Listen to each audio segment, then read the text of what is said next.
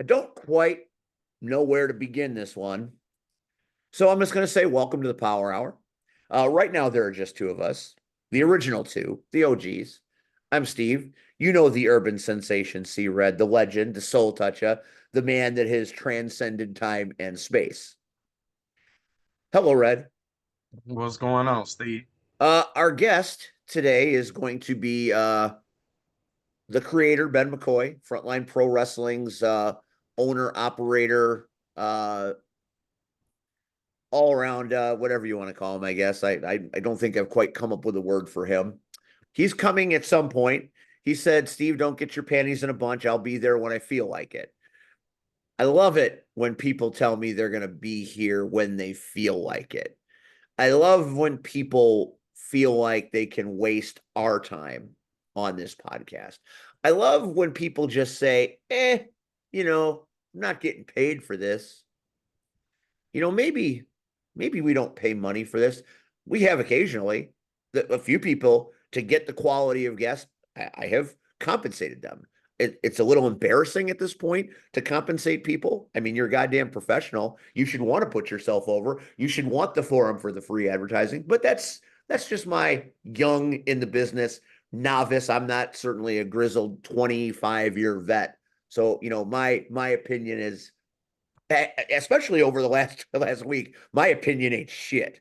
So, but that's neither here nor there. We'll talk about all of that another time.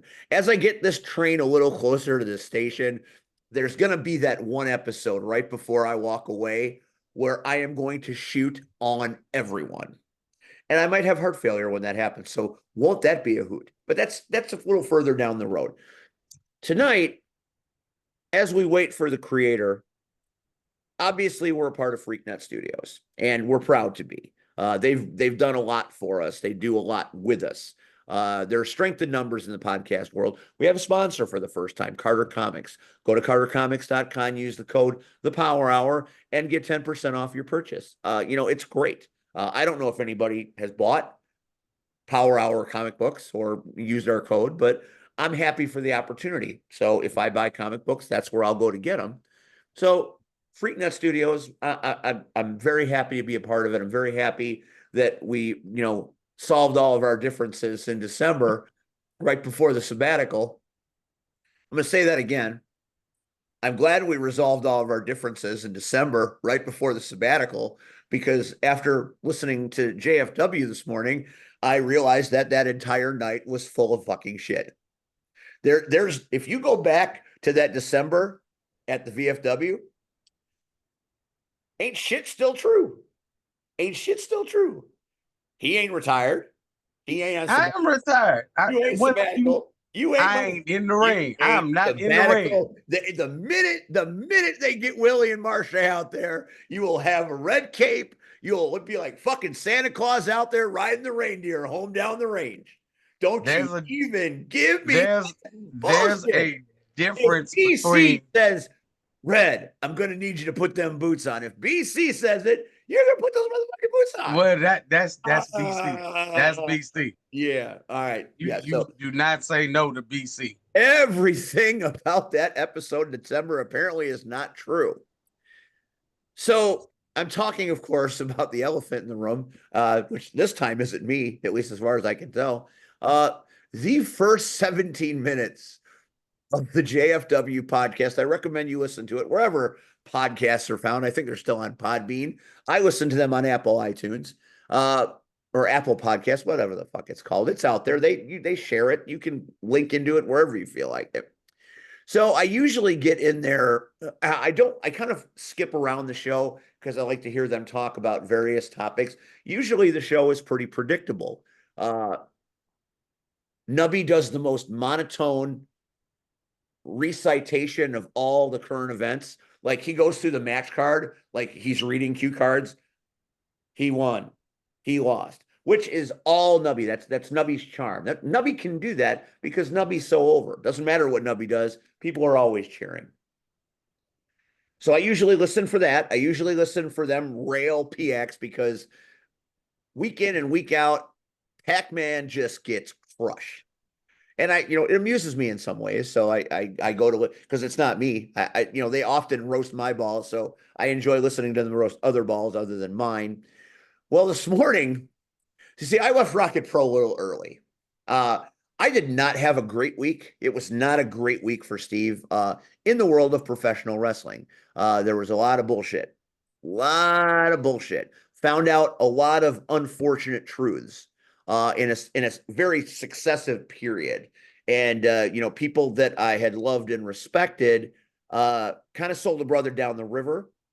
Maybe not on purpose, maybe on purpose. I don't know. I tend to think people don't want to be mean, but just can't help it sometimes. But that being said, I did not have a great week. So by the time Rocket Pro Wrestling's Darkness Falls was done, and it was a great night, uh, I was ready to go home and just not do wrestling. Sometimes you get to the point where just like I've got nothing left in the tank. I need to go recharge and hide. So I went home early. Uh, Talked briefly to Rion in the parking lot. Rion, here's a great analogy of the real deal. Rion is like, if you have an electric car, Rion's like a charging station. Sometimes your batteries are low and you plug into Rion and you get a charge so you can get home. So he could tell there was something wrong, as Rion can, came out, plugged into the charger, got a little bit of a charge, got enough to go home. Then I find out that after I'm gone, all hell breaks loose. And suddenly, the urban sensation, C Red, and Travis T, our commentary partner for the evening and host of the JFW podcast, have a confrontation, not a physical confrontation. There were no fists thrown or anything, but it was a verbal confrontation. Actually, it wasn't so much a confrontation as it was C Red getting up in the boy's face. So, and I'm like, what the fuck? How could this have? What? We were just at a table together. We had a great night at commentary. I thought I was feeling good about it. I asked Travis before the show started to be the best version of Travis T he could, and he was as acerbic as sandpaper, which is what makes Travis special. He doesn't even have to be a prick, and he's a prick. So it works well. He is the quintessential heel without meaning to be a heel. He would never tell you he's a heel. He would tell you he's just telling the truth. And in some ways, that makes him one of the best heels ever. Roddy Piper was fantastic at being a heel, not because he was a bad guy. He just told the truths that nobody else had the balls to say. So, when I say Travis was heel commentator, he was the guy that said, well, that's all in the parenting, right to Michelle Shelley's face. I'm like, what are you doing? You can't talk that way. But anyway, that you can watch the YouTube channel when Darkness Falls comes, and you can get all of that. And I was pretty happy with it because we had better commentary team than we did when Dishwater Blackburn's there, and he says nothing other than a few quips here and there. It was an engaged table, which was great. So after I'm listening to the JFW podcast going, this has got to be a joke. This couldn't possibly have happened. And they kept talking about it's going to be on the LIM vlog. And I'm like, this can't be real. So after I'm done listening, I'm messaging everybody. I'm like, what the fuck happened? What is going on here? What? I'm beside myself. And then Travis says, yeah, bro, this is what happened. So I got the video. He sent me the footage so I could judge for myself. And, again, on the podcast, they let me have it whenever they can. Turtle snaps at me now. Pat PX takes liberties. But Travis has been busting my stones ever since I met the dude. Even before I even knew who he was breaking my balls.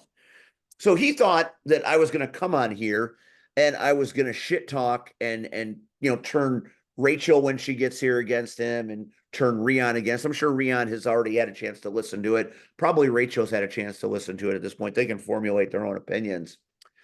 I watched the footage and I was shocked. I was stunned and I couldn't believe it. I'm not siding with Travis, but Red, I kind of feel like maybe you in this case might have been a little out of line.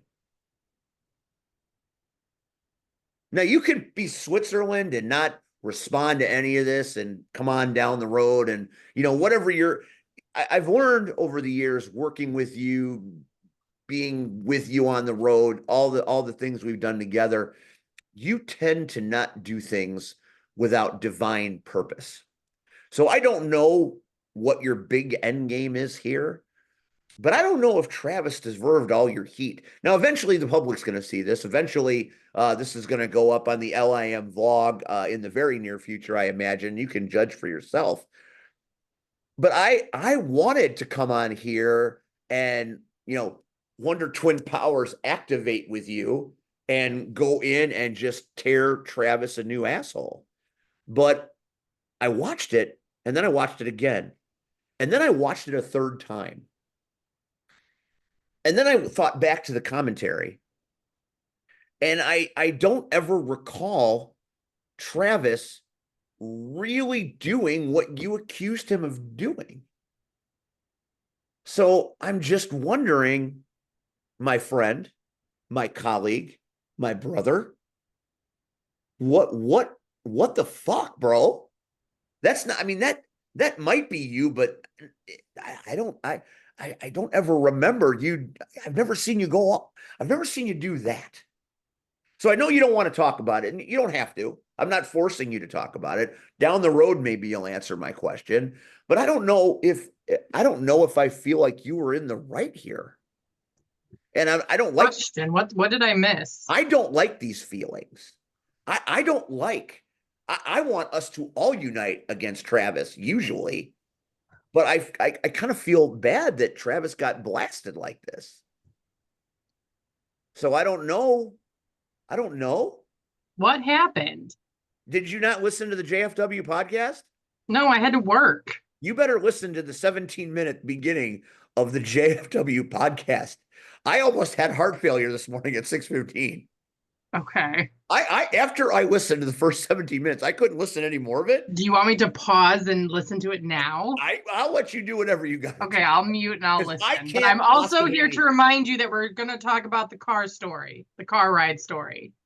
Yes, we will talk about the car. Okay, I'm muting and I'm going to go listen to this. All right. All right. So I just thought, after everything that we've been through this year, back in December, we're sitting there and you're the guy. You are the man. You are delivering us from our evils of the year. You're tired of the bullshit. You're tired of the petulance. You're tired of it. If you guys don't behave, I'm done. And we reunited, and man, for the first 9.5 months, we have worked very well, I think, with JFW, and we've been great on FreakNet and, everything. It's been a happy little podcast world. And then you fucking dropped a fucking nuclear missile on everything. And I mean, you got coffee, you got mushrooms, you got breakfast cereal. You're a god at Rocket Pro Wrestling. You are C-Red there. You are the legend. You are the icon. There is not one person in that building that doesn't love you and idolize you and are so happy you're there. If I left, people would say, well, he was pretty good. If you left, people would lose their motherfucking minds. And I'm the one that begged them to bring you in. And you have been the best. I want to work with you everywhere. I'm in talks with Hades to get you up to CSW because I can work with you everywhere. But this just hit me in the feels in the weirdest way. And I just want to know what the fuck. So I'm not asking you to dish on Travis. I'm just asking you, C-Red, urban sensation, my friend, my brother, Sean, what happened?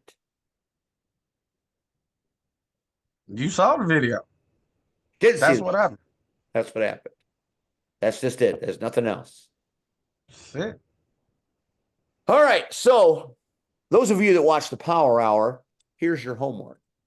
This is your homework for this week. And there will be a quiz next Tuesday night. I want you to listen to the first 17 minutes of the JFW podcast, which you can find on Podbean, Apple Podcasts, and all the things. I want you to listen to it. And then when the LIM release their vlog on YouTube later this week, I imagine is when we'll see it, you will watch this video. And then next Tuesday before the show, on our little advertisement, when I advertise our next week's guest, I'm going to ask the question, what did you think about C-Red's response to Travis T? And then in the comments, I want those that watch this program to tell me what they thought. And then we'll take all the answers, if there are any, and we'll talk about them next Tuesday night. Because of all the things that I could have woke up to this morning, of all the scenarios I could have woke up to this morning, this is the scenario. It felt like outer space was dropping on my skull. The more I listened, the more I sunk back in my chair, and I paused it and I sat there. And my wife comes out and she's like, "What's the matter with you?" And I'm like, "I don't know." And she's like, "Are you sick?" I'm like, "No, maybe a little sick. I don't understand." And then she's like, "Are you talking about that wrestling stuff again?" I'm like, "Yeah." And she's like, "Fuck that shit." Then I went to work. That's how it is in my house. She tries to snap me back into reality by reminding me what this is. But that's how my morning started. Red, how's your day? The day's going great. It's going great. All right, so we'll end the discussion on that until Rachel comes blasting back in, because she's gonna listen to this and she's gonna come in hot. I'm just anticipating her coming in like a scud shot out of an aircraft carrier in the Baltic Sea. That's what I'm expecting, but we'll see. And it's nice to see she's got a little Chapel Roan out there. Remember last week we talked about that a little bit. I have been listening to Chapel Roan. I'm going to say it while she's not here. Red. It is, I can't even. I don't know how her daughter listens to this. The song Pink Pony, unless I'm missing the point because I'm ancient, it sounds to me like it's somebody that realized that being a stripper is a good thing. Now, I'm going to get blasted, I'm sure, but but we'll, oh boy, well, here we go. Speaking of dropping a Scud missile from the Baltic Sea, let's welcome Wisconsin's favorite Scud missile, the creator, Ben McCoy. Hello, Mr. Ben McCoy, and how are we this evening? Be honest, how hard was it for you to be that nice right there? On a scale of 1 to 10. You know, it's above a 6, isn't it? It's very, very easily above a 6. But here's the thing. You know, I have been dealing with a lot of shit over the last 7 days. And, you know, you are on my radar more than just about anybody. Because I would hope so. Because we have things that are eventually going to have to be dealt with. And in time, they will be.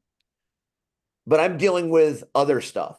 As you noticed this morning, there were some things that even you chimed in on, which I found fascinating. I actually kind of chuckled at a couple of them. I mean, what do you know?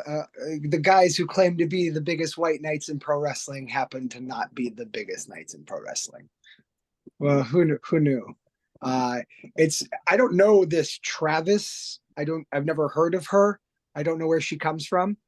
But I find it funny that someone who openly admits that they simply didn't have the talent or the commitment or the dedication or the will to become a professional wrestler then can sit there and say, and that gives me the right to say whatever I want because I'm not beholden to your rules. Actually, Travis, it's quite the opposite. Guys like myself who've actually done something with their wrestling career and been around the world can sit here and I get to say something to you because I'm relevant. You're not. And you admit to being enhanced and simply irrelevant. And it's funny to me that someone wants to use that as a superpower. Like it gives him the right to put my name in his mouth. And Travis, while I can appreciate, someone disdaining see red and the falsity that is his legacy of a manager and a human, I can appreciate that. But when you go, dipshit Ben McCoy, see now, someone like you, who's never been on a level like me, doesn't get to say that. Because I'll come over and Ben McCoy can sit in the car when Ben Monty, the man, walks into your house and kicks the fucking shit out of you. And that's human to human. You want to shoot, cowboy, there's your shoot.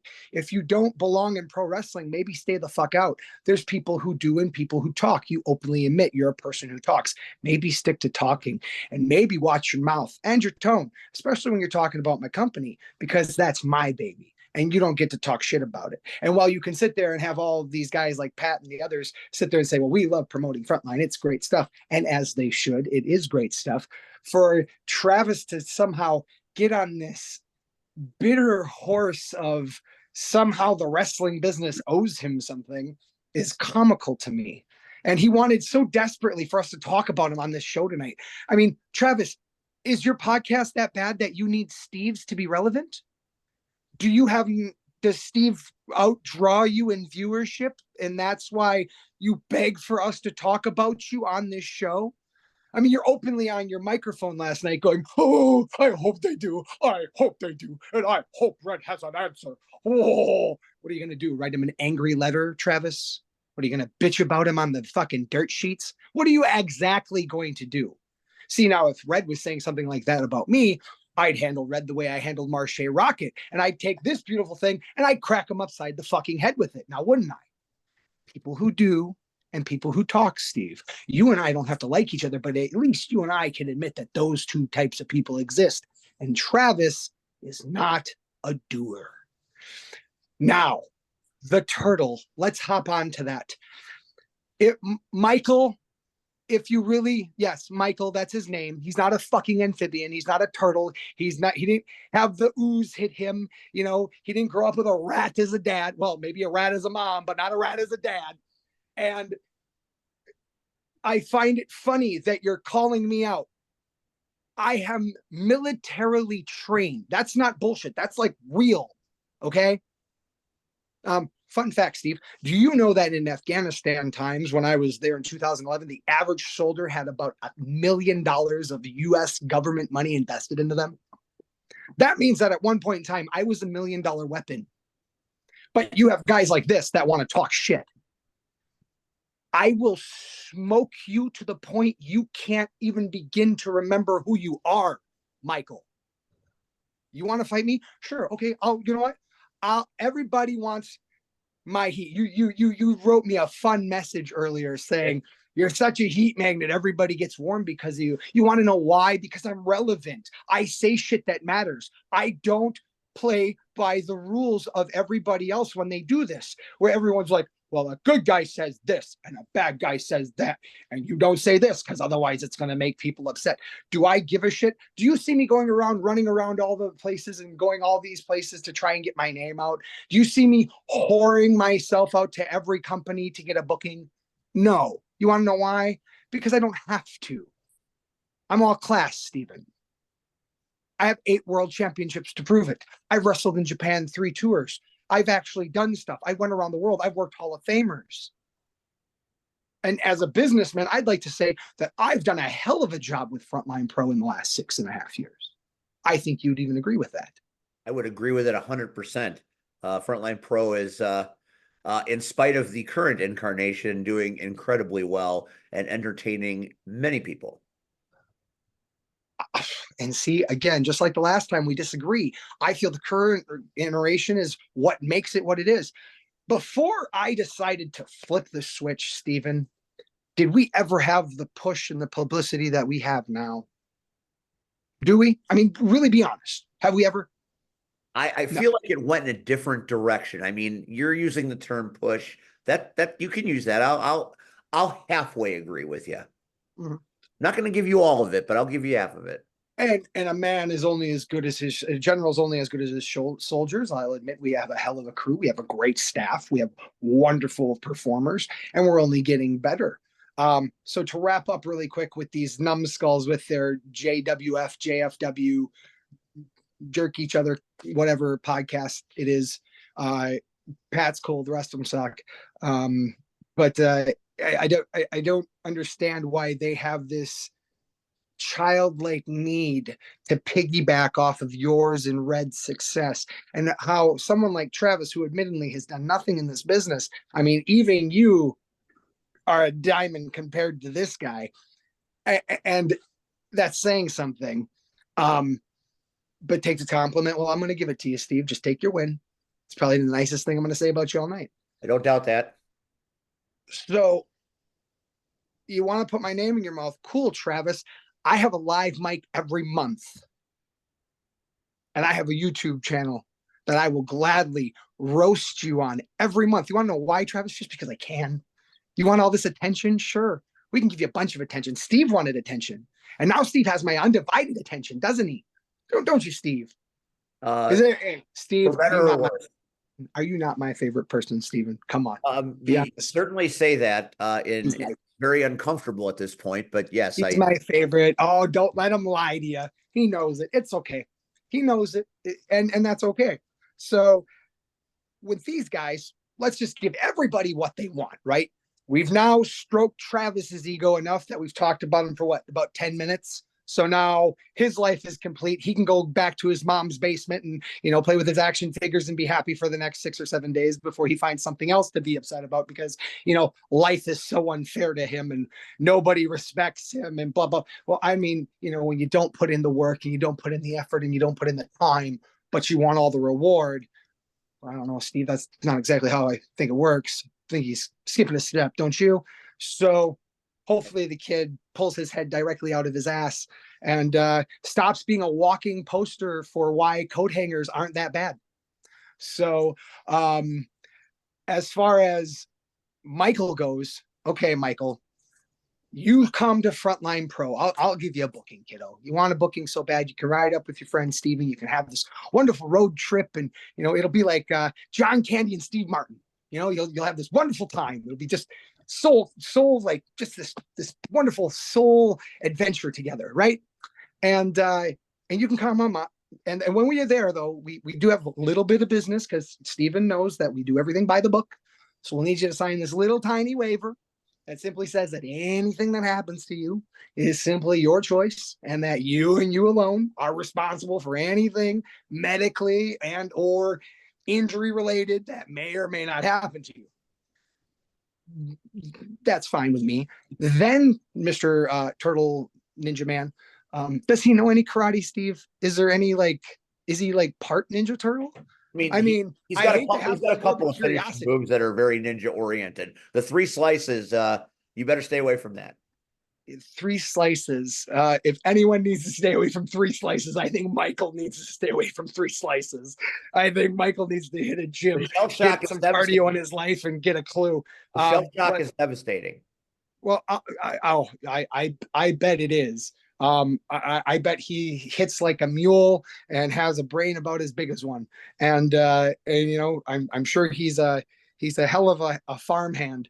But as far as coming to Frontline, I want to give him his chance. We can fight. We can have this match of his, and whatever's left of him, Steve, you can take back to everybody else. And I want this to be a great experience for all of us, because I really want this to be a message to all those people that think that they can come and jump on your podcast, jump on your social media, jump on my social media. You're my food, Steve. I don't like other people playing with my food. So these guys can all wait their turn. Back up. I get it. I'm awesome. I'm great at what I do. You want to be a part of it. I get it. Hot hands and all. But I think you need to just back up and actually wonder if you're up to snuff as far as what we're doing here at Frontline Pro as a whole, business-wise. And we'll solve that. And once I do that, once it's done, I highly, highly doubt we'll be hearing from a turtle anytime soon. And maybe it'll give everybody else who feels so froggy to jump at me the chance to rethink their life decisions, Stephen. Like Marche Rocket is probably rethinking his. So let's transition to your friend C Red with that. Since No, we're respectfully, one go second ahead. before we transition to C Red, we welcome our guest, the creator Ben McCoy. It's a pleasure to have you on the program. Frontline is a miracle, and we're grateful for your time this evening. C Red, before you answer his question or you respond to what he's going to say, the entire situation that developed on the JFW podcast between you and Travis T was all based on Travis T disrespecting Turtle, which essentially is what the creator just did, and you stayed remarkably quiet. The man Because was I talking. actually can speak about it. I actually have done something to where he can respect what I say. What has Travis done? Now you may go, Sean. Sorry, C Red. Put your other name up next time and I won't call you by your shoot. C Red, the floor is yours. Again, the man is talking. Let him talk. But Red, doesn't it bother you? Because I would love to, if you don't mind me chiming in. I don't mean to steal your job here, Steve, but since I can probably do it better than you, Red, let's ask the hard hitting question. Since Steve doesn't want to, he's gonna just be a complete, child about it and not come to you like a man. So let me do it the right way. Okay. This guy thinks you're a punk bitch.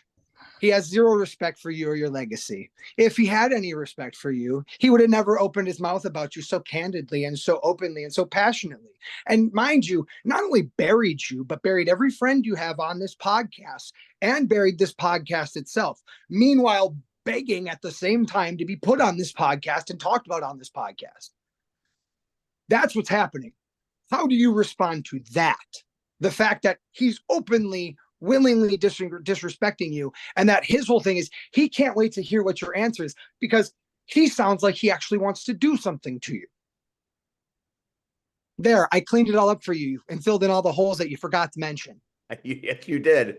I believe Red hasn't listened to the JFW podcast, so I think there's a strange disconnect here because I don't think Red is aware of what went down. Do I ever? Ding dong. Here, ready? Here, let's wrap it up in about 5 seconds. Blah, blah, blah. Red's a dick. Blah, blah, blah. Red's an asshole. Blah, blah, blah. No respect for me. Fuck all those guys. Fuck them all. Fuck them all. Blah, blah, blah. I'm Travis. Ugh. Scene.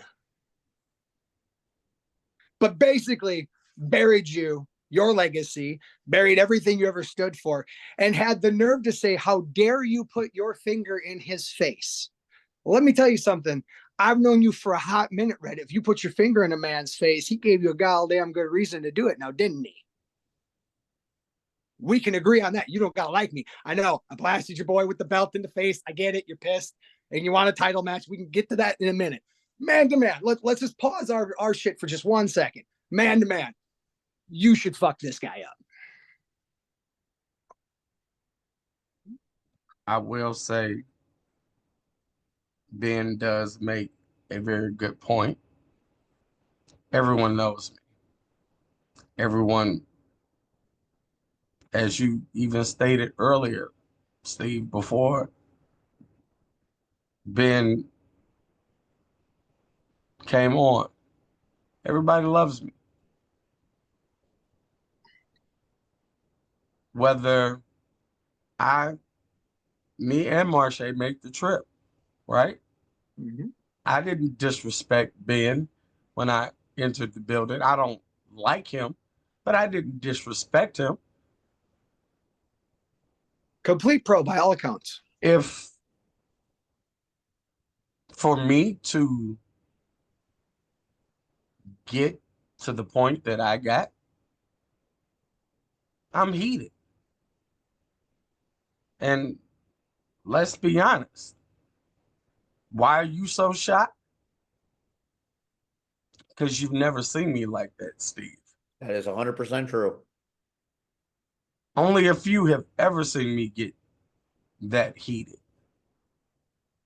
But are you a man who does that for no reason, though, Red? I don't think you are. And There's again, a reason, right? So what is Travis not telling everybody?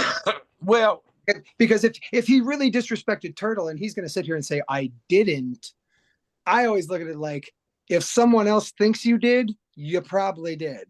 Like if your neighbor's talking about your tomatoes and not your garden, it's probably because something's wrong or something's really good with them, right? So the same rule applies here. So It's the the fact that tomato rule. I've heard it before. it's a Sicilian thing. I wouldn't know. I'm Irish, but As am I. Well, don't I will say, butter. Stop. Don't do that. um,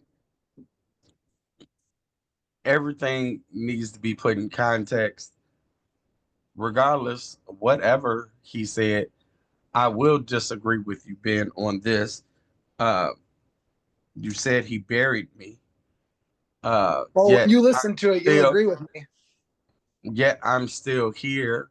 Mhm. I have a rule that I live by. If you don't put money in my bank account, you don't put no pussy in my bed, and you don't put a roof over my head, fuck you. My man. The only time. My So man. here, when Here's the all of funny us, part. all of us can agree we grew up in the same era. And we grew up in the era not like this soft generation. Certainly not the Chapel Roan era. We grew up where it was sticks and stones may break my bones, but your words will never hurt me. Neither will pink ponies. So doesn't matter what he said. No, he my life right now is continuing. We're doing this podcast continuing after whatever he said, he said. And you know he's watching this, just hanging on every word you're saying. And that's fine. But again, everything needs to be put in context. So the people need to watch the entirety of Darkness Falls. Then people need to see the video. Then they can understand whatever Travis said, what he said. Either way it goes, I said it. And as you stated, Steve, you know me long enough to know I always play the end game. 100%. So what does that mean? Means It Mark doesn't Shane's matter. go- We've got a guest. It means Mark So Shane's going to Wisconsin for a title shot. That's so what right that now, what that means is Ben is our guest, he is. and And now we can talk about relevant stuff. Now that we've wasted all this time on these guys, they've got their 15 minutes. All right, time to move on. Time to change the seats. Time to get the soiled laundry out of the room and talk about relevant and good stuff. So let's open it, if I may. How about this fall for Frontline Pro? Before we get into all of our stuff, how about this schedule we have?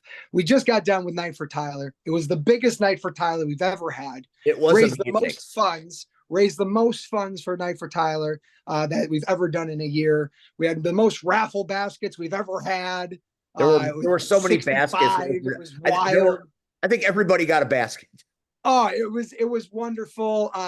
Big shout out to Phil Hamilton and his wife, our merchandise, wrestling merchandise sales people who come in with their setup and they sell all the lucha masks and the collectibles and oh God, it's Cheap Seats, but I don't want to say their name wrong because I don't want to, I really like those guys and I actually care about saying stuff right for people I like. So, but Phil and his wife, they've been a gem. They donated 4 baskets themselves that night, and 10% of what they made they donated to the Tyler Monte Scholarship Fund.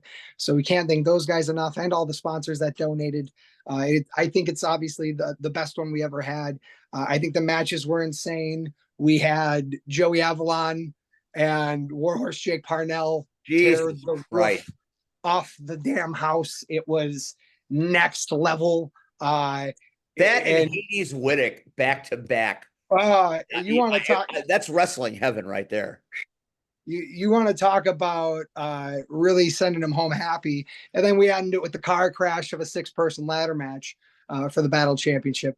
I don't know how And Rita Atlas fought at Valor after that craziness. that man, and to fight a man who's bigger than him, which is very rare for Ritas to say, if we can be honest. You know, Shane Hills is a 23-year vet. That man has been around. He has trained a who's who of guys, and he's held every title you can think of. Big dude. So it was very impressive to see Ritas, be able to keep the title and just be able to step up toe to toe with Shane. But the rest of the card was also wonderful. Disco Ray getting a big win against Aaron Arsenal. How huge is that for the young kid? Probably his biggest win that he's had. And the complete decimation of Stryker Industries. Stryker Industries is no more. It is no more. Although I did get a funny petition for someone wanting to have a spot at commentary. And so therefore you wound up being able to work with Mr. Stryker on Friday at Valor. I'll take Red any day. Stryker was an idiot. I believe that Mr. Stryker is an acquired taste. I think we can very acquired. I don't need asshole, so I don't have an acquired taste for that, nor do I have acquired taste for Stryker. If only you didn't have so much acquired taste for bullshit, Steve. Stryker ate an entire meal on commentary, and I heard every bite. Well, you had all that. Night for Tyler finished up with what? I mean, we had obviously Marshall. Hold on. I don't want to get too far ahead of myself. Let's think about everything else that happened that night. I don't want to disrespect anybody else. Tag team championship match was wonderful. The new guys debuting: Scott Stanley, Jake Bosch against Kid Lat and the Big Guy. Kid Lat and the Big Guy retain, still tag team champions. Kid Lat's got to be. I mean, dude, if he's not up for Rookie of the Year this year for just the Midwest, I think people are wrong. Like, you're wrong. He's a candidate. The kid's a candidate. If you haven't seen his Facebook videos that we put on our page for us, he easily gets some of the most views ever. I mean, they're theatrical, they're over the top. I give the kid his due. He sure knows how to film a promo and make it a story. He could be the next Peter Parker for Marvel easily. He most certainly could, and people would buy it. I'll even say my daughter, my middle daughter Ireland, is a big Kid Lat fan and writes comic book stories about him. So I'm ready to make Kid Lat Miles Morales into the multiverse series. Well, so far, Kid's done really good at being able to pick the right fights, and hopefully, and unfortunately that ended, but hopefully he'll be okay after it's all said and done. But let's get to the one we really want to talk about. I mean, obviously, I won my match. We knew that was going to happen. And I had a little something for you. I mean, you didn't probably see the big ace up my sleeve and Kevon Lee. I mean, you want to talk about a Bearcat? Good Lord, is that man not a mountain to move? And then, Don't even mention his name. Don't even mention his name. Not quite yet. We'll talk about one last person. Sometimes you got to go to your past and find the people that did you the most wrong to understand. You can mention that asshat all you want. I'm talking about the other guy. So Adam Grace coming back, my former tag team partner in the Art of War. And you hated him. You had heat with him, and now he's your buddy. What the fuck is wrong with you?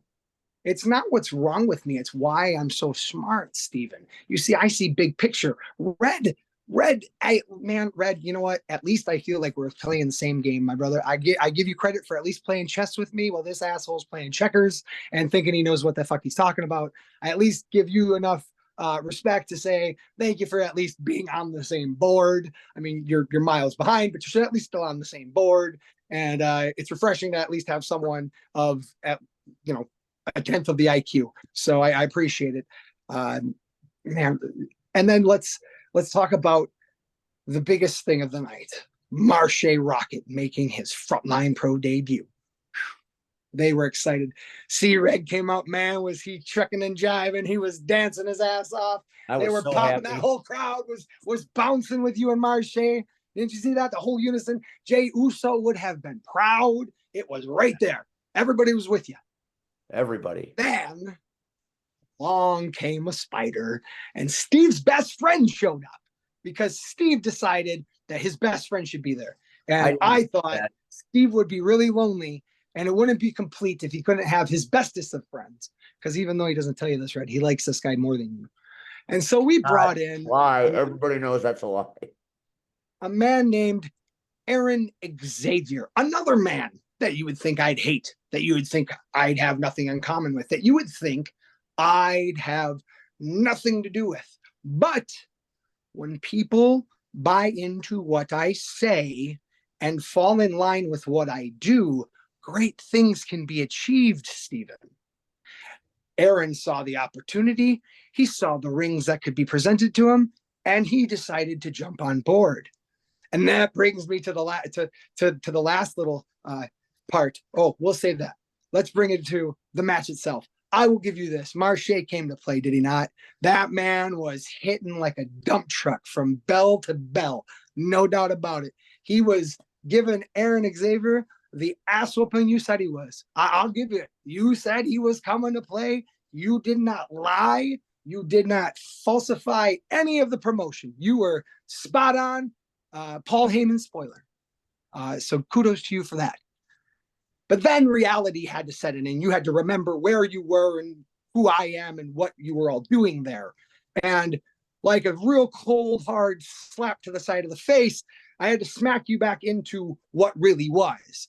And therefore, I came in and I freely admit it. I ran right into that ring behind the referee's back and I smashed that son of a bitch in the face with this belt as hard as I possibly could. And I'm going to say, I apologize for one thing about it, okay? Because I know it was gratuitously violent. And I'm man enough to admit it here, okay?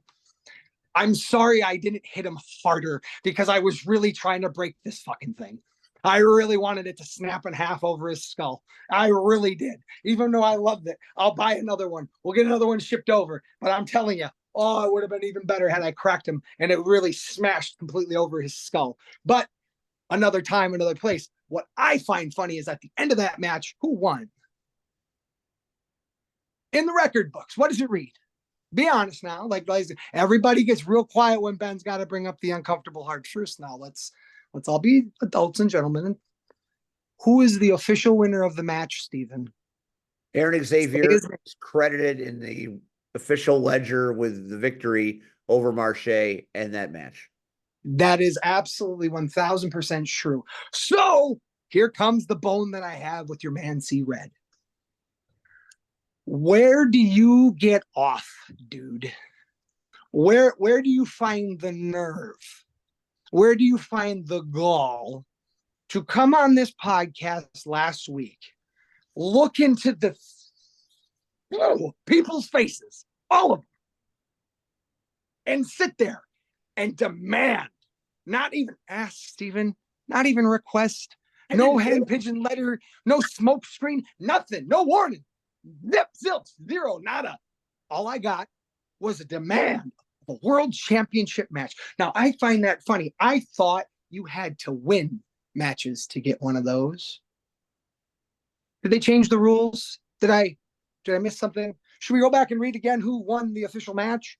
So explain to me what I get out of this wonderful opportunity of fighting Marche Rocket and putting my championship on the line, having to pay for the entire thing and having to put it out in front of my fans. What do I get? What's in it for me? Until Marche can answer that question, my answer to you is no. You want something so bad. I mean, I thought an OG like yourself would know you got to have some skin to put in the game. You got to bring something to the table. You don't show up to my castle and my kingdom and come to my dinner table and bring no food. That's not how Frontline works. We all bring food to the table, or you don't get a spot at the table. You brought nothing. You brought a demand. What? Because you're mad? You're hurt? Did I bruise your ego, your pride? What did Marche finally decide to go do cardio? Like is that like the issue now? Like what's wrong? Is he crabby with you? Is he blaming you because you got distracted and you dropped the ball and you wound up helping him lose? Like, I mean, you're blaming me for him losing. I'm not the one who dropped the ball and got the ref to turn around. I mean, have you apologized to him at least, Red? Have you at least said my bad? Like, have you guys at least talked about it on the ride home? How uncomfortable was that ride, I bet? All that drive, all that way to take a big old L. But you had to be reminded, when you're in my house, It's always my rules, and the house always wins. So you just think about that next time, and of course there'll be a next time. Marche's a great talent, and we'll bring him in. But as far as me, got to earn me. I don't come for free. You want to fight me, you got to earn me, and that goes to anybody listening to this podcast. If you want to fight me, you have to earn it. I don't care who you are, where you come from, what company you're in. Earn it. I don't fight nobodies for nothing. So, not that Marche's a nobody. He's actually a somebody. But to the rest of the masses who all want to jump on our D's, let's be honest, that's my official answer to all the rest of them. Turtle, I'll flay him like a fish. I'll gut him like a pig. I'll leave him out for everybody to see, Braveheart style, where we send all of his appendages to his family members in different parts of the United States. And we'll handle it a mafia way. But after that, there should be no more of these challenges. But now that Marche's had his taste, what do I gotta do to get Chris Logan? Because that's the primetime player. That's the alpha dog I want. Marche, when Marche decides to find the fire in his belly again, he can come give me a call. But until then, I want Chris Logan. I want the shell of the man who's all busy down in Chicago playing cop to remember that he's a professional fighter. I want to remind him of what it's like to be a professional fighter. And I'll even give him a match of his dreams. You want it? Here's the exclusive, Steve, that I didn't even tell you about. And I'll pay him anything he wants. Red, I'll even let you drop the contract. Have your people handle it. I will sign absolutely anything. Okay? I want Chris Logan one-on-one in a dog collar match. Until Chris says yes to this match, we have nothing to discuss. I will gladly put the Frontline Pro World Heavyweight Championship on the line against him. I even have a date, December 14th. Godfather, he can come meet. Well, maybe the hose will help him with his wounds after I'm done. But remember, Chris Logan, everyone's going to look at what I'm saying and go, oh, Ben's going to go and get into a dog collar match with Chris Logan. No. Mm-mm. Chris Logan's going to be in there with me. There's a giant difference. I'm not worried about being in there with Chris Logan. I think Chris Logan needs to remember who I am and what I can do. And I think a lot of people need to start remembering, because as I come on here and talk all the time, because I have to completely make people remember as to why things happen the way they do, they don't forget, they continuously forget that I put in the action to back it all up. Did I not? Did the Rapture not clean sweep night for Tyler? Did I not tell you it was going to happen? Did I tell you I had surprises? Which I did. Did I tell you that I had plans? Which I did. Did I not tell you I was going to kill a hero? Or Ragnar? I bet you all those Viking fans of his are real sad now, ain't they? I bet you they really miss him, don't they? Don't go there. Oh, we're gonna go there. Don't Chris Merrick, because that's his name. That's because there's no that name Viking. on the show. There hasn't been a Viking in 1,000 years, and any asshole who goes and does it, I don't care if you're on Mondays or not, you're a douchebag. Bottom line is, Vikings don't exist. We don't live in the lands of plumbers, mailmen, and clowns anymore. You have to actually have the will to fight and do stuff. And all that Ragnar shtick did was hold Christopher back from his true potential. And I simply opened his eyes as to what was really happening. He goes down to Kentucky, and what does Al Snow do? Huh? Screws him so hard up in the head that he quits, goes home, leaves. So much for the great OVW, huh? Oh, and I'm not afraid to drop that 3 letters because I don't give 2 shits. I got a roster that could kick anybody on that roster's ass. Anybody. You don't have a guy on that roster that couldn't be beat by someone on mine. I'll put Warhorse Jake Parnell against anybody they got. Tell me I'm betting on a losing horse. Yeah, look at everybody sit here and everybody goes, oh, maybe Ben's not that crazy. Everybody thinks I'm nuts. You all think I'm crazy. Fucking bag of cats nuts. But maybe I'm not, Steve.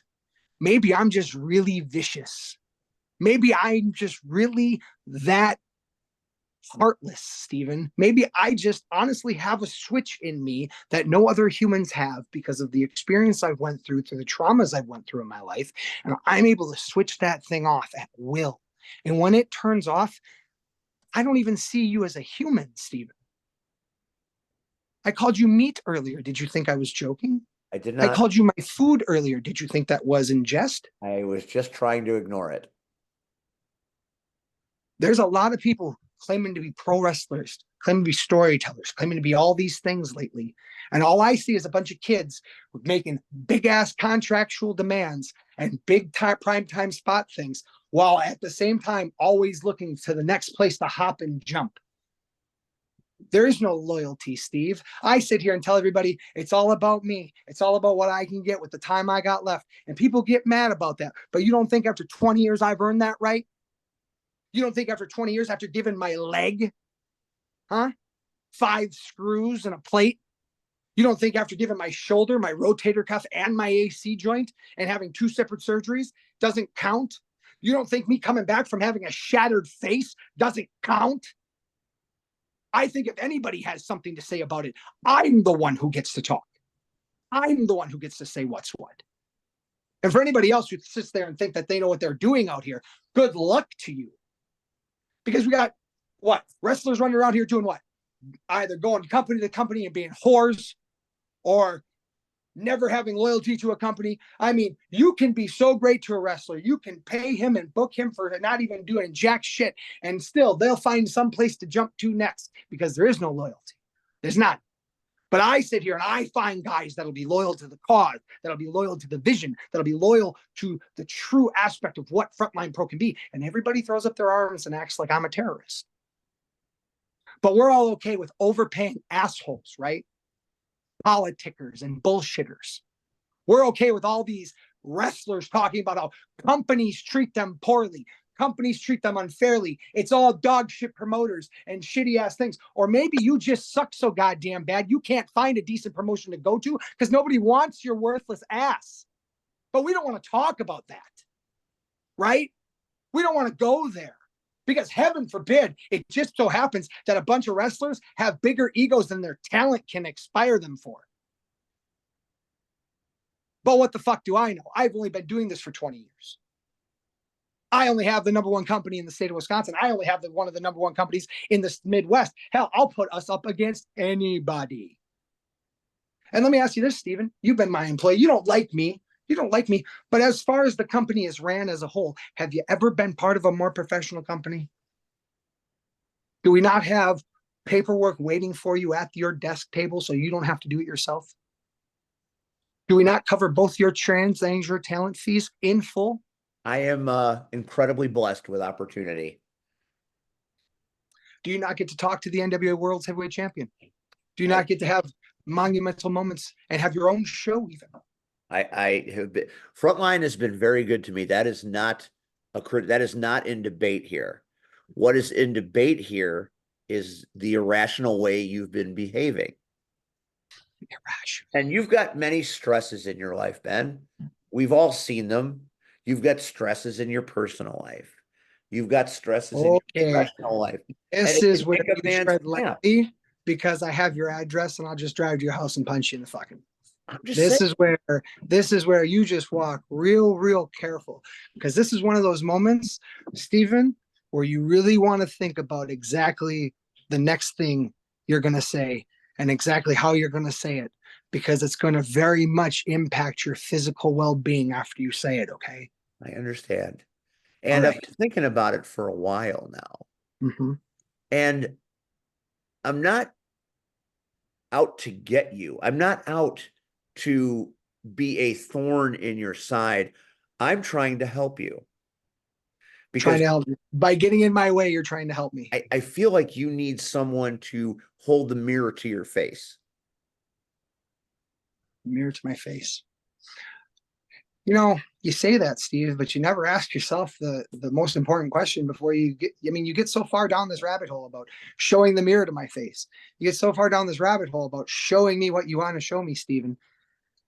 But you don't ever think that maybe I've already looked in that mirror and I just don't care. Like, what if that's the answer, Steven? What if the answer is I'm Shane? Remember that old cowboy movie, Shane? Remember that? Remember that? I When do. Shane goes and walks off and heads on down the trail, and the kids yelling after him, Shane, don't go, don't go. Remember that? What if I'm just Shane? What if I don't give a shit about that kid? Did you ever think about that part? I have. I mean, certainly given your present state, one would think that that's probably true. But then I watch A Night for Tyler, and I watch you with Tyler's family.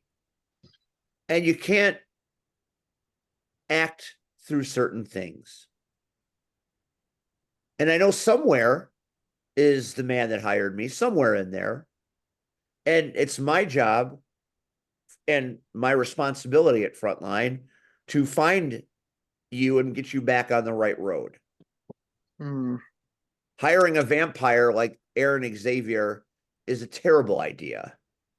Turning a proud Viking into a dollar stop version of the Lost Boys is a terrible idea.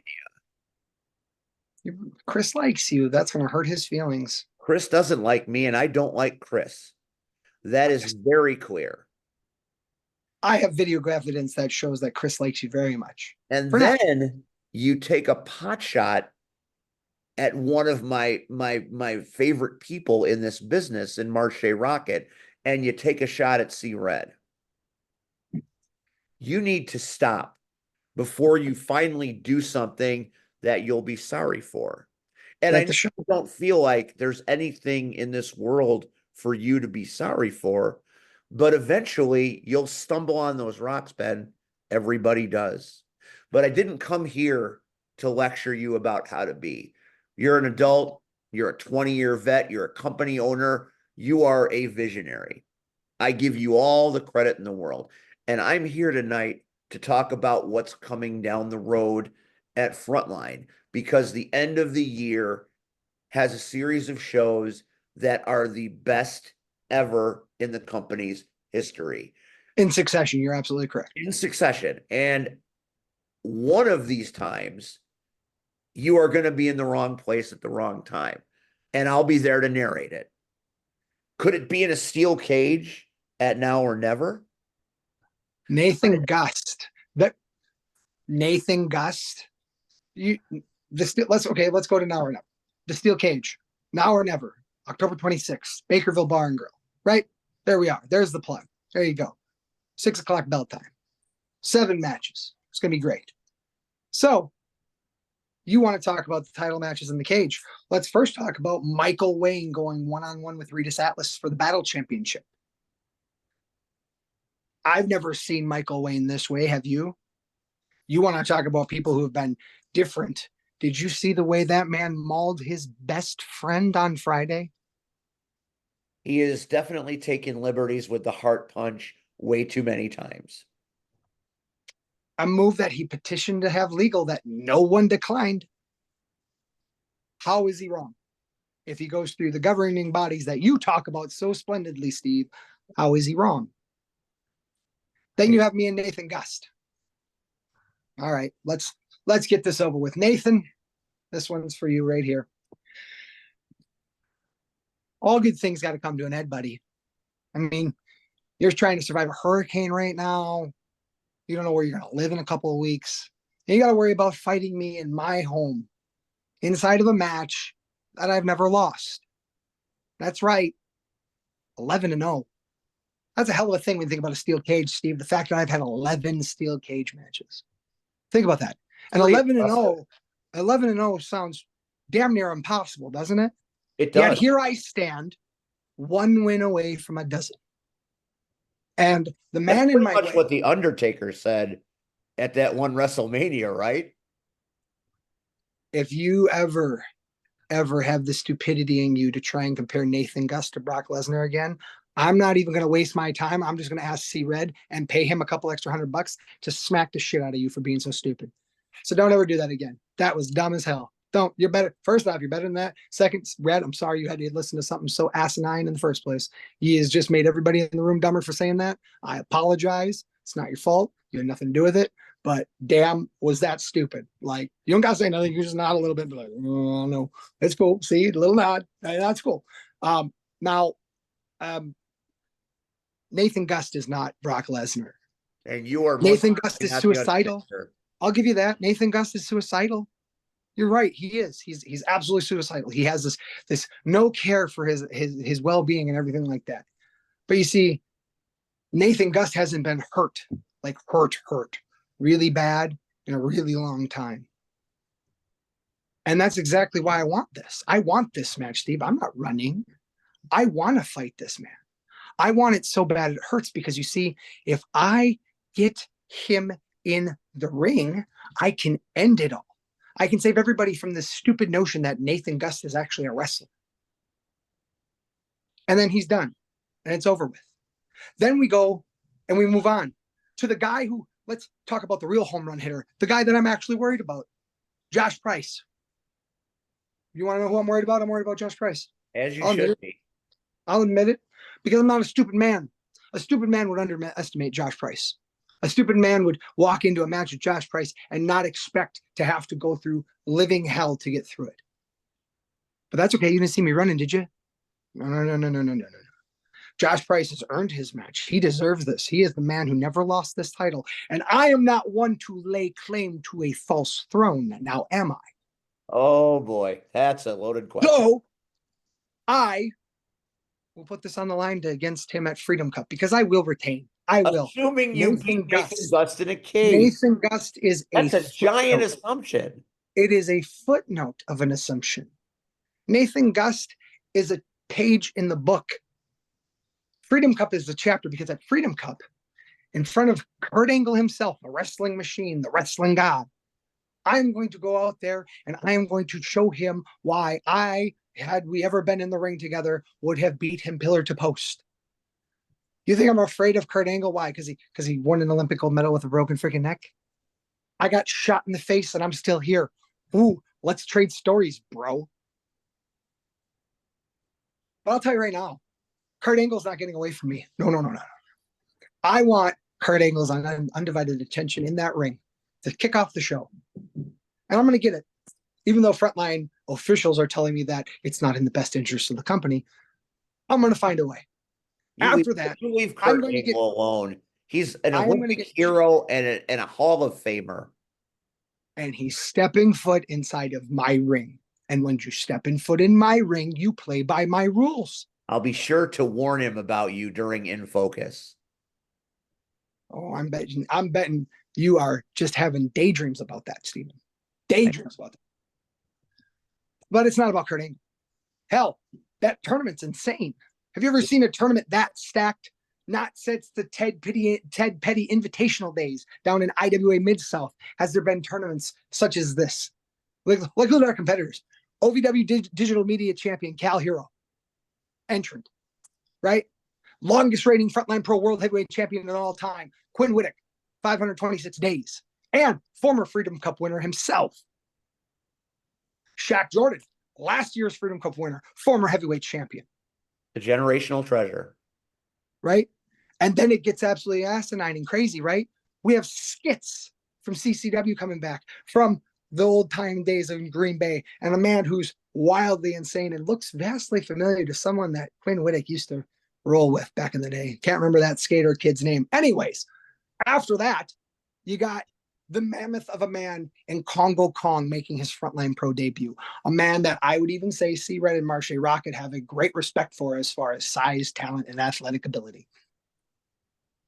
After that, it doesn't stop, because why would it, right? We go and we get Joey Avalon.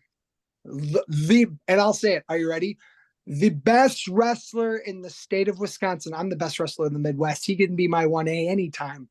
So, like Maverick said to Iceman, you can be my wingman anytime. Joey Avalon can be my wingman anytime. He's a great number 2 to me. And we have him in this tournament. What a great addition, right? And then the last two. Does it get any bigger? Warhorse Jake Parnell, fresh off of his win over Joey Avalon at Night for Tyler, comes back and looks to win Freedom Cup. And last but not least, the base god, all the way from Tijuana, we got, oh, by way of Chicago, because I know C-Red needs his representation put out there, the one and only Gringo Loco. A man who I'm 1-0 against, by the way. But point being, hell of a field, hell of a card. Looks like it's going to be amazing. On top of that, we got the Bakerville Scramble Championship match, crowning the first ever Bakerville champion. That's going to be something. You want to make some spoilers and throw out some entrants that nobody knows about who's going to be in the match? We can do that. I can be nice. I'll be that little nice. All right. I'm going to pick, let's go with, you know what? I'll go with one of Steve's guys because Steve loves this guy. I'm going to give you a present, Steve. You ready? Here's your present for the night. Jared Jacks. There you go. I love You and Jared. Jared have respect for each other. Always, I see you chatting it up over your sodas and stuff together, talking. He's a good dude. He's a good dude. And you know what? We should probably throw a former world champion in there, don't you think? Let's do your hero. Battle-tested Ben Evenson. The man you can't beat. Then how do I have this? we all know how you have that, Ben. We all know how you have that. I'm not ringing my favor, Stephen. We all know how you have that, Ben. We all know. We all saw it. We were all there. And we're going to add 4 more people to that match, Steve, at a later date. But 4 more. 6-person scramble match to crown the very first ever Bakerville champion. It's And always, then always high octane when Captain America's in a match. that is the facts. And then we're going to have a tag team championship match. We don't know who the tag champions are going to be because upcoming, oh boy, Kid Latin, the big guy, big title defense against my Rapture. Don't know who it is. Would you like to find out? Yeah, who's repping the Crapture at the match? Well, Stefan, since you asked so politely, Mr. Asrant, I would say, Oh, that's funny. I popped myself. I thank you. Let's go. Oh, sure. How about Chris Merrick and your favorite, Aaron Xavier? Could you imagine, Steve, what would happen if Aaron Xavier and Chris Merrick and myself all walked out with Frontline Pro Championships of that night? Ooh, it's getting spicy. Then we get to the World Championship match, which you really think it's going to be Nathan Gust against Josh Price in November? I would You're love to see that match. You're putting your name on that. First off, if that happens, it's going to be Brock Lesnar versus John Cena at SummerSlam. And let's be honest, Price wins that match in under 4 minutes. So we're just going to assume that, you know, Steve's bizarro world isn't a thing. And I'll be there like, you know, I'm going to be. And it'll be me against Josh Price. And Josh Price has every right in the world to gripe about the way he's griped. He hasn't got his title rematch. He never lost the belt. He had a neck injury, and a hell of a good thing to come back 15 months later from a neck injury. Hell of a thing to avoid surgery with spinal stenosis in your neck. You got a lot of stuff. Champion. You could to come back and try to become a champion. Becomes a champion, but tries to become the champion. And Josh, I appreciate that. And I think it's a hell of a thing that you're doing. So let me just be honest and give you my game plan before I let you go. I'm going to come after your neck. I'm going to hit you in the back of your neck as many times as I possibly can. I'm going to use my knees. I'm going to use my elbows. I'm going to use my fists. I'm going to use my feet. I'm going to do everything I can to break your neck. I'm going to end Kid Latin, the big guy, at Freedom Cup. And it's your fault, Josh, because you got greedy. You could have just been a good sideshow act with that little freak boy kid of yours. And you could have been the tag team champions and had this nice little life. But you couldn't, could you? No. Why would you? You got to be the man. You got to be the wrecker, right? The wrecker. And I was supposed to be afraid of that. I'm not afraid, but am I worried about you? Do I see you as a threat? Absolutely. You're 285 pounds of all man. Yeah, I'm worried. I see you. But I can beat you. I can humble you and I can humiliate you because I've made a living off of it for 20 years. They called me bulletproof for a long time because I earned it. They call me the creator now because I've earned it. Frontline has the hottest stakes that it has ever had because of what I have changed. And now you want to come and take it all away, Josh. Why? Because you want this happy storybook ending for everybody? Let me ask you something. Josh Price wins the Frontline Pro World Heavyweight Championship. What happens to Kid Latin, the big guy? What happens to everybody's favorite tag team? What happens to one of the biggest cash cows that Frontline has? You think I'm going to let that happen? Defending 2 titles, You assume a lot. especially after Why he are you yellered you. Why are you're kind of a hypocrite. You assume that I'm going to not walk in tonight to Freedom Cup as champion, but you then just assume that Price and Lat will. That's a little hypocritical, don't you think? Either I don't respect the crapture, so I tend to think that my guys are going to win. Well, see, I tried. Red, you note it. You put it on the clock here. I tried to be as professional with this man as I possibly could for as long as I could. Given you. Now he's got a little crapture the entire time. Yeah, but meanwhile, I get my interview time eaten up because you have bullshit ass peasants trying to jump on your podcast dick and try to get a name off of my reputation. Let's finish the year with The Godfather. Let's stay on point. Let's talk about Frontline as we should. Godfather is going to be amazing. Let's take away the ego and pride and talk about what's really important. Frontline is going to do great things. Once we get to December, we have the Godfather coming in. Now, remember, this is not a Bakerville bar. It's not. Remember, we are at the Oak Avenue Community Center in Marshfield, dead center of town. Beautiful venue. Couldn't ask for a better place to go if it's not Bakerville. Super excited to be there. Wonderful people working over there at the Marshfield Municipality Building, and we're excited to go back to that venue that also has hosted the Freedom Cup in the past. And the Godfather is going to be doing some Godfather stuff. Actually, I believe the Godfather is a guest on All the Way with Disco Ray. So that'll be a hell of a thing.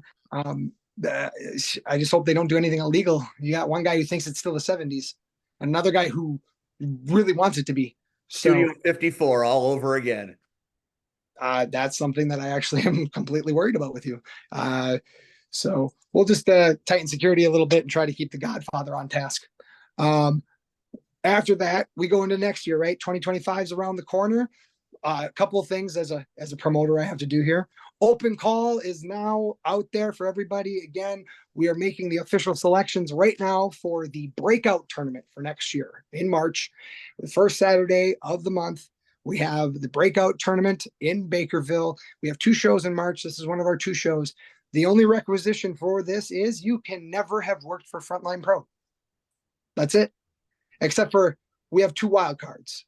2 wild cards that had you work for Frontline Pro or even been in the tournament and got your way to a certain point, and maybe things didn't roll your way and you deserve another shot.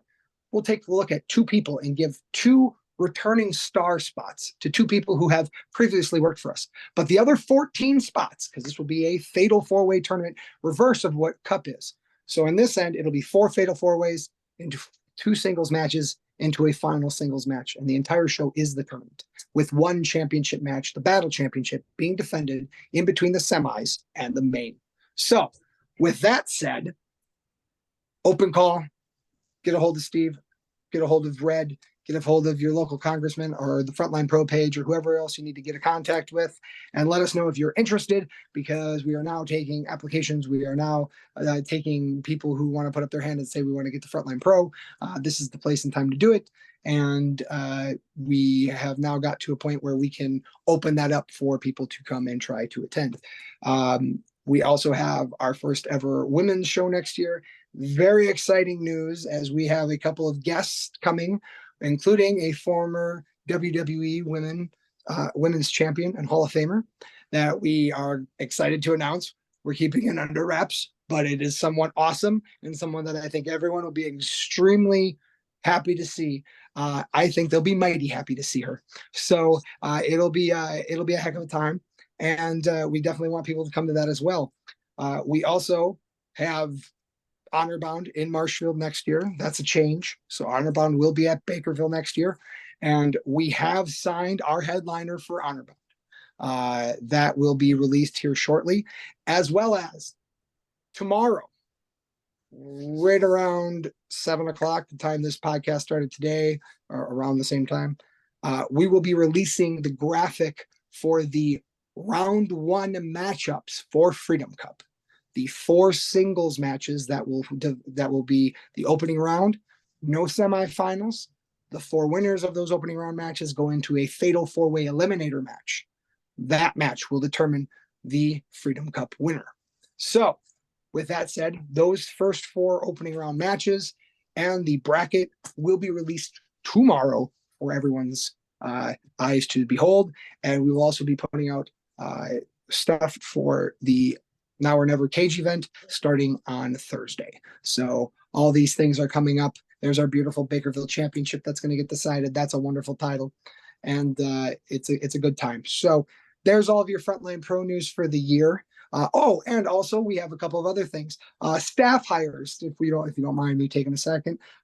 We would like to welcome on Alicia Jensen as personal assistant, coming onto our staff and helping out with all of our paperwork and multiple things that need to be done. We're excited to announce that Xavier Michaels will again be joining you in commentary on the battle side of things in 2025. I think Xavier had a great time being with you guys there on commentary. I think that'll be a fun team, and he will be teaming up with you as well as and I do give you all the credit in the world. On one end, I do have to give Steve his flowers for one thing. This man decided he wanted to try and make every show that we're doing next year to call commentary on both sides, to set up both our battle division, our battle brand, as well as our Bakerville brand. And to that, I do say thank you, and I do appreciate the dedication. That is wonderful. But we wanted to give you a little bit of extra help, because obviously we have an Emmy winner in the house with you at most of our times, Will the Thrill, who is I know your bosom buddy. You guys are the Blues Brothers reincarnated, and that's actually pretty good. I actually like that one. It's damn true. And unfortunately, we lose him to the Green Bay Packers, as he is a NBC film photographer who actually. I don't hold that against him. Well, you can't. He doesn't even wear team colors. Neon yellow hats of doom. So we're happy to have him, but when we don't have him, we need someone in his place. So we put out a call to ask for new commentators, and you obviously saw the memo and in the company letter and stuff, and we had this whole thing about wanting to go out and do a talent search and find someone. And luckily for us, we stumbled upon a lot of talented people who reached out to us that we weren't expecting. And I'm excited to announce that we will be bringing on, for the first time ever, our first ever female commentator for Frontline Pro, Annie O'Neill from Michigan. We're excited to have Annie come on. She's a very knowledgeable girl. We're excited for her perspective. She has a fresh take as a fan and as an announcer. And I believe that on commentary, along with Steve, can do a wonderful job to make Frontline Pro even better than what it is. She will also sit in place for Thrill on the days he's not at the Bakerville shows. When he is at the Bakerville shows, she'll be doing backstage reporting. And and she'll also be doing previews and review shows for Frontline on our official Frontline Pro page, which is extremely exciting to help get more news out to the fans in the future for 2024 and 2025. And she starts this upcoming show on October 26th at Bakerville at Now or Never for the Steel Cage event. So good staff hires there. Excited to have them working out deals with a couple of other talent. Excited to also have Devon Dudley's sons, TNT, in on the December 14th show. That'll be a hell of a team to have come in. And lots of other debuts and surprises coming. And now we're done. Red, this man has talked the entire time and never gave you a chance to respond to all that bullshit.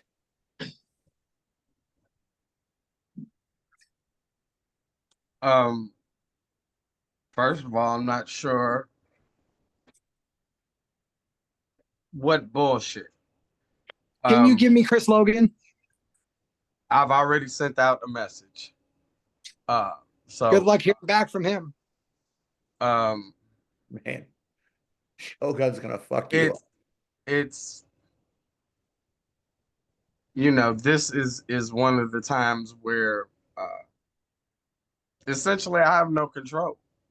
As he says, he not only is he the champion, more or less it's his playground.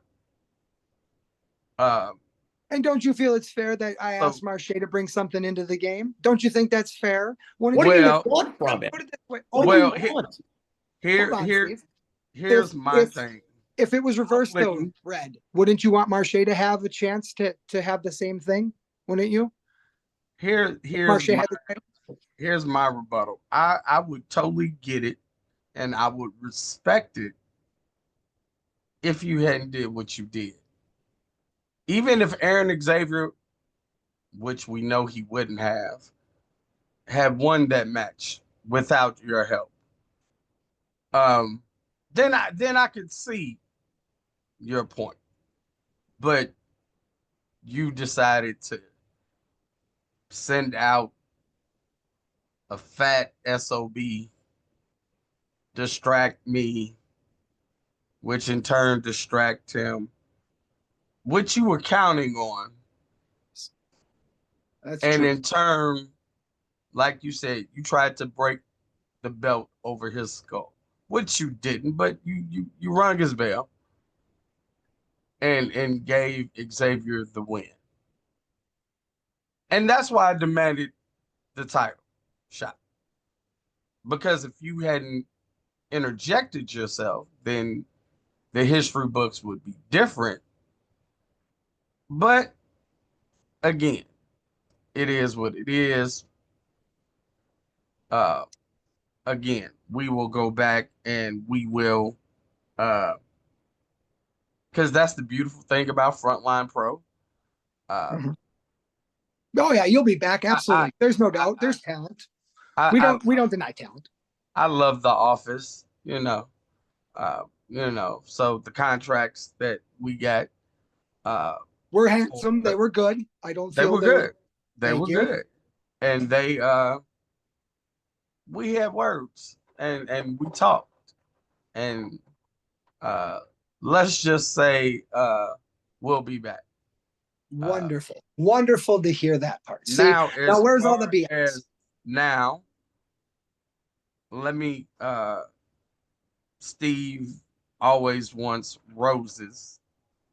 Oh, I don't want roses tonight, Red. Well, you're gonna Fuck those roses. you're gonna get some roses tonight, or Ben's gonna get some roses.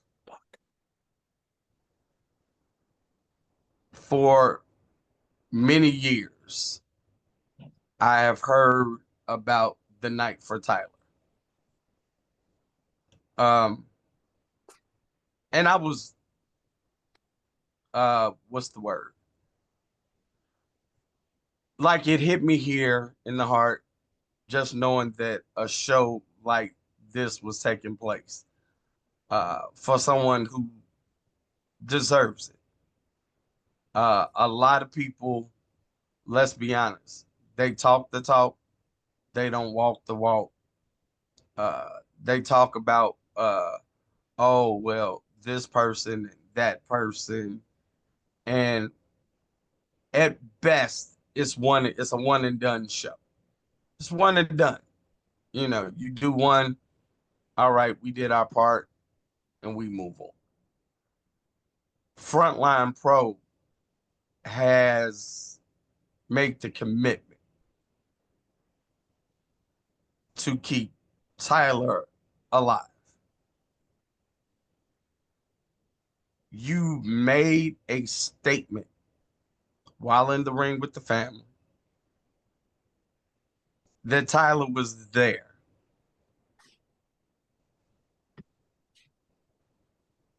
And I felt that. To see all of the people. And a lot of times you've been around, it's hard to impress us. So to walk out and see not an inch of wasted space. Hell of a thing. Every space that could be taken by a body, there was someone sitting, there was someone standing, there were people hanging over the rails, there were people everywhere. There were people packed upstairs in one bar, in a second bar. Like, oh my God. Like, Well, I I appreciate that. I do have to get going. I have children to put to bed for school in the morning. I am a father. I admit it. But I will say I appreciate the kind words on that. And Tyler will be something we do until we can't do it. That will be one that we will find a way, no matter what. And it doesn't matter where or when, but we will find a way. That's the one that if I was to end the whole company on one show, it wouldn't be Underbound. We would end with Tyler. That would be like the last Frontline Pro show will be a Night for Tyler show. Unless the family doesn't want it. But if everything works out that way, that would the perfect ending for me would be that big family show. Then the go home, it's like MASH. You have nothing's perfect, but you have this wonderful ending that people can kind of debate for years, and nobody ever gets the ending right. But I know that would be where our road would end. So, but I do appreciate the kind words, Red, Steve. All right, thank you guys. Have a Just great so you one. know, Ben, before you go real quick, I'm Oh, boy. assembling a rock message just for you. Oh, I'm so excited about your rock message. Hey, next time, just be you and be original instead of stealing somebody else's shtick. I don't have to steal anybody's shtick. I'm just me. So you bring your rock stuff. I'll rebuttal with just being me, and I'll assassinate you like I always do. You have yourself the day you deserve. See, Red, you are a gem and a pleasure as always. And tell Marshy I hope his head feels better.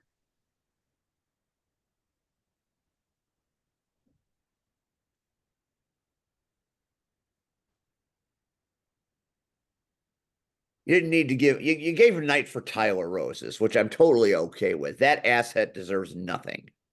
well, I mean, and again, I understand your point, but My point is in that people little don't. window where Cactus has a message. That's how I feel right now. When she put that up, I'm like, she goddamn right. Hey girl, Well, that hey. was because he called the people jumping between company scores. I think he's a whore, but that's just me. Okay. That's Ben. That's great. Let's move on. I don't even know where I want to go from here. Okay, well, I personally have a message for Travis right now because I did go listen to the first. Now listen, before you came on, I had a chance to see the video. I was there at commentary, and despite Ben's tirade to the contrary, I thought Red may have been a little out of line. I'm not even worried about that. Here's my bone to pick with Travis. Travis, if you think that I can't think for myself and that I can't do the research to make my own decision, why don't you have the balls to come and say it to my face instead of tucking your head down and hiding and whenever you see me and walking past me? Okay? Okay. Hey girl, hey. Hey girl, hey.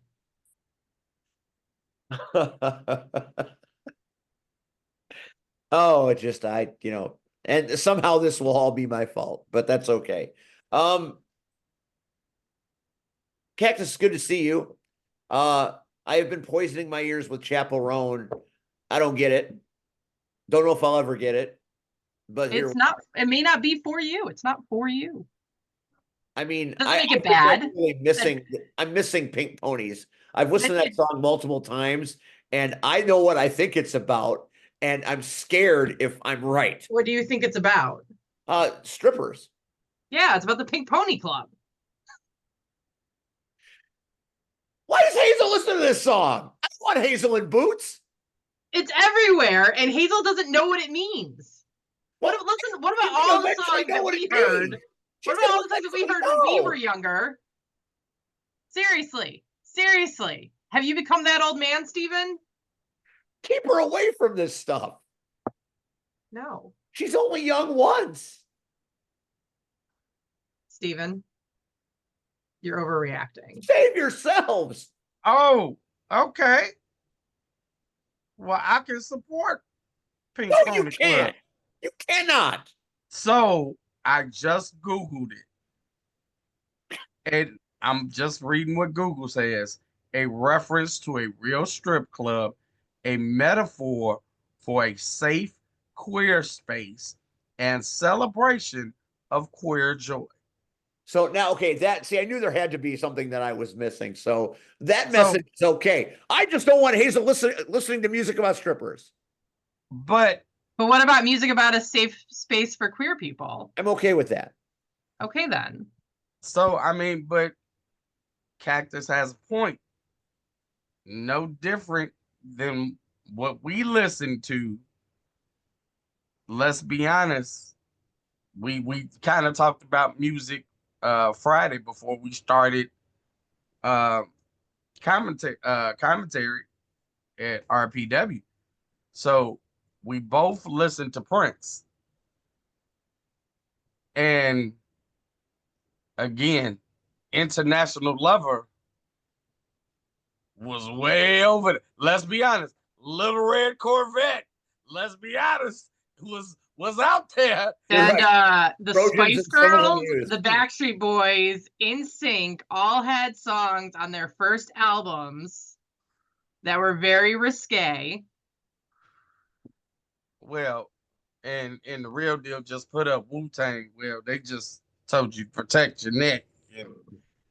And you know, well, then they came out with Cream and but Darling Nikki was so always a treat. oh my goodness, that was woo, man. Don't so I can I can I haven't I've never heard until y'all start talking about it. But the Pink Pony Club, I can support that because I think everybody needs a safe space and everybody Exactly. should feel happy. So Exactly. Thank you, Red. you're welcome. Are you at all ashamed of yourself yet, Stephen? This whole show has sucked. I've been getting my ass handed on me this last week of wrestling has been just shit. I keep getting my ass hands me on a plate each and everywhere I go. Man, rough. All right. We got the real deal here. He's doing pictures, but he was showcased Saturday night at Darkness Falls. To me, in the 3 years I've been at Rocket Pro, that might have been one of my favorite matches of all time. I was there for Marche versus Shogun last ride at the first Darkness Falls. I was there for Marche and Grin in a coffin match. I have been involved in matches against Joey Roth at Rocket Pro. I have watched the Amazing Turtle become an amazing hero. There have been so many great things. Darth Vader, Michael Myers, even though I was hurt, Joey Avalon and Quinn Whittick. There have been so many magic Rocket Pro moments since I've been there. But this one, from the minute they came out till the minute it was over, it was just one of those moments that will always be captured in my mind's eye. And unfortunately, Rion was on the wrong side of victory. But I think everybody that watched that and got a chance to see it and will watch it and going forward will be winners because it was such a great match. Red, don't you agree? Man, from start to finish, um, I have not seen a good old fashioned ass whooping. We gon' just let it all hang out. I haven't seen that in a while. I haven't seen that in a very long time. Um, and I don't know if for me, a lot of times when like AEW does a lot of gimmick matches, Yeah. and that's one of the reasons why I kind of stopped watching them because I want to watch wrestling and everything doesn't have to be a gimmick match. And WWE, they do it Not as often, but they do it. And a lot of times it just seems like it's more of a production than it is, like, I feel, authenticity in the match. This match, I felt every blow uh that each man delivered. Uh I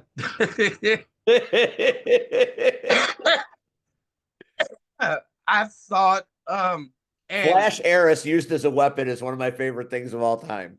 um He's totally Dante from Clerks right there. Was he supposed to be here today? he wasn't. So kudos. If um if anybody is waiting to see anything from Darkness Falls, like, it should be this match alone. The whole card was great, but there's no way. Like, I think you said it best.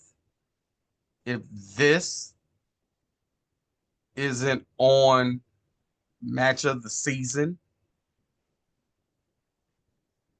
I don't know what should be.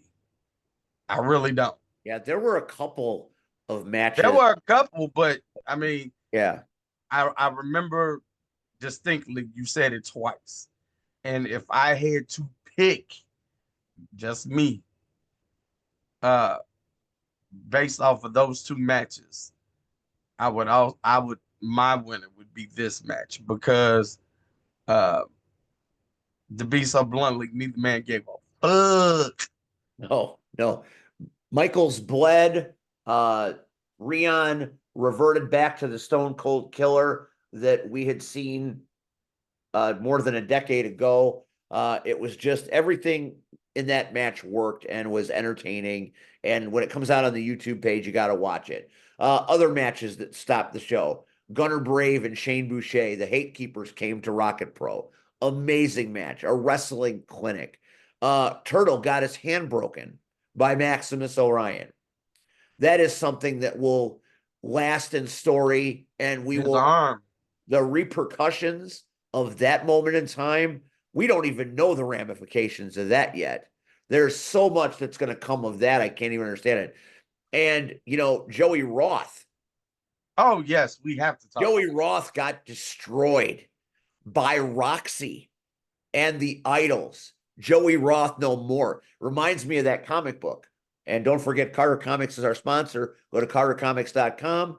Use the promo code of the Power Hour. Get 10% off your comics. And go pick up a copy of Captain America No More, where he's standing there without his shield, looking down. And it was the end of an era for me. One of my favorite comic books ever. And that is what happened to Joey Roth. He bled like a stuck pig and had to be carried out. And he's been despondent on social media because in the end, the downfall of the villain was his wife. God damn. That's a fucking Lifetime special right there, man. That's a poetic justice. The wife put the dagger in his heart. Yes, she did. So many of us have been on the receiving end of that dagger. And Joey felt it all night. No, the irony is, and this is me coming in late to the game, but knowing that the Idols had been wreaking havoc, and you and Shelly and others had been trying to figure out how to get rid of the Idols, and all it took was to talk to Roxy, essentially. Unbelievable. And, it was satisfying for me to watch his empire swallow him whole. But I've been watching him on social media, and I looked into his eyes as he got carried out. He and I locked eyes as he got carried out, blood in his face. And as much as he's deserved it for a long time. He has made my life a living hell for years. He and I have fought time and time again. We had a street fight where we went all over the arena and did stupid shit. Nowhere near compared to what Rion and Michaels did. I mean, ours was a night at Kittyland compared to the carnage they created, but it happened. I think I fought him more than anybody in my career, and to see him and lock eyes with him and actually sense the lost humanity. And I don't know if I feel sorry for him or if I'm sorry that I wasn't the one to do it. So I'm caught up in the feels. Am I sad that do I feel bad for him as a man, or am I just sad because I didn't get to be the one that pulled the knife across the jugular? So I'm resolving these feelings, and I imagine, he will have a statement officially at some point, and it's just what a remarkable night. When Hey, I'm gone, what about we always talk about the pop Turtle gets, right? yeah. But the loudest pop of the night had to go to the return of No Coast. Oh my God. Yeah, that was a pretty spectacular thing. And I bet Santino is pretty happy that he didn't choose another alternative, or he would have missed his hero's big homecoming. And they did get a huge pop. And, it's nice to have them back. I mean, they've been gone for a long time and they look great. They fought hard. Yeah, but the best part was looking at Santino. Uh like he stood there like your favorite movie star just entered the building, He had or tears in his eyes. he I hope, cried, I hope cried. somebody caught that. How That is, how are you a grown man and you're crying over? As much as I love Shawn Michaels, when he returned, I did not cry. When he retired, I did not cry. Now, that when hit he Santino right in the feels. now when he put out the video, Tell Me No More Lies, I ain't gonna lie, I did cry. I did cry. But you know, but this grown man stood there and cried over dudes, and I want to say they a couple of years older than Santino. Like your man crush is real. It's real. It's all real. So is his aunt, and so is Nick Diamond. We had a lot of reality going on that night. And Darkness Falls, so many, Michael Myers returned and actually kind of helped Skylar Reed. Skylar Reed might have been one of the best nights for him in recent memory. And that guy has been much maligned. And I was so happy that he got a sense of comeuppance and retribution. And I know Skylar is one of Cactus's favorites, and he had quite a night, and he got some much needed retribution on Devin. Good. That's my best friend. He is he had a great night. He was in great form, and Well, it didn't start out great. It didn't start out great, but because Michael still has some issues to work out with him. Yeah, but in the end, I mean, and I'm just saying, at the end of the night, let's just say I know who to call when shit goes crazy. I want to know how you have his number. So I want to know why you have. Are you managing Michael Myers now? Is that what's happening? So I realized Leon's in trouble, and you can call anybody. You can call Marche. You can call Shogun. You can call Trauma. Willie was in the building. You can call Willie, who's been Rion's tag team partner. And who do you call? I call the killer. I call a psychopathic killer. Yes, you did. I mean, you called him in, and then Rion got him to dance. Nah, I didn't expect all that, but Hey, he came in and he killed everybody that I needed him to kill. Yes, he did. Yes, he did. So, Darkness Falls, an unmitigated success. And I'm proud of Rocket Pro because there were a lot of other options that evening for people to spend time. And we still had the crowds that we're used to. And I think that is a testament to what we do and how we entertain our fans. So I'm proud. I thought it was the best Darkness Fall I've had yet. Of all the places I go and all the things I see, there's just something special about Darkness Falls night. I can't quite quantitate it, but I think it might be the one I miss the most when I'm gone. It's just there's just something about that show and all the crazy things that happen. I mean, the season finale is always great. The Christmas show is fun. The season premiere is always really hyped. But there's just something about Darkness Falls. There's just something. It's just got something else, and I'm really, really grateful that I've got a chance to experience so many of them. Well, I want to say this publicly. This should be a testament to everybody, regardless of what you do in life. Uh, there's always gonna be somebody trying to do what you do, or somebody trying to copy off of what you do, or you're just gonna run into different obstacles. Uh, Saturday night proved the old saying, if you build it, they will come. And they came, regardless to the other things going on, as you stated, that people could have chose to do, they came. Uh, so everybody should be proud of themselves, from uh, everybody that performed in the ring. The food was awesome as always. Three-fourths of the commentary team was great as always.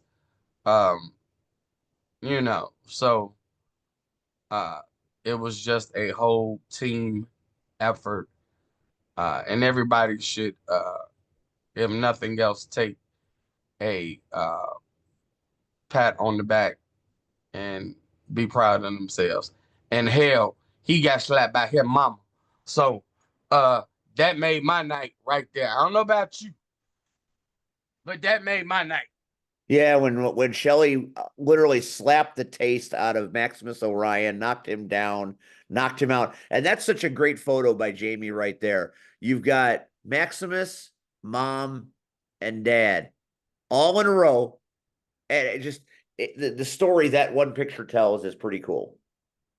And so I believe I asked it on commentary, but um I asked, for the past month, how has it been? That's it had to be awkward, and she said it's just been real quiet.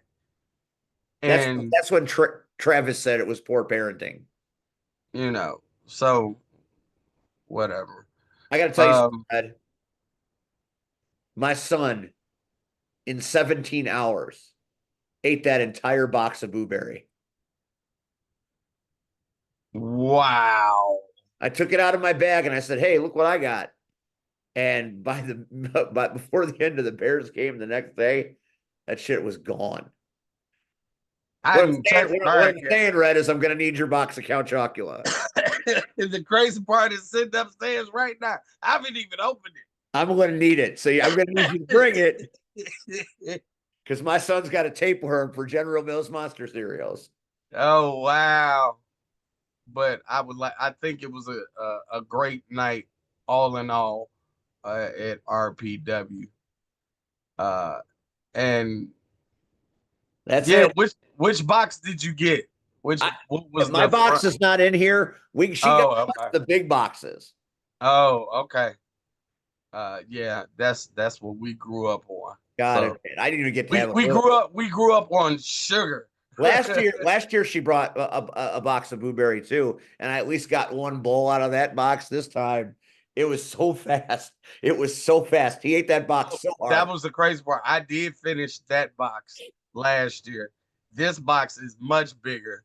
I don't know how I'm going to eat this entire box. I got someone that can come help you if you need it. And he's driving now, so he can come to you.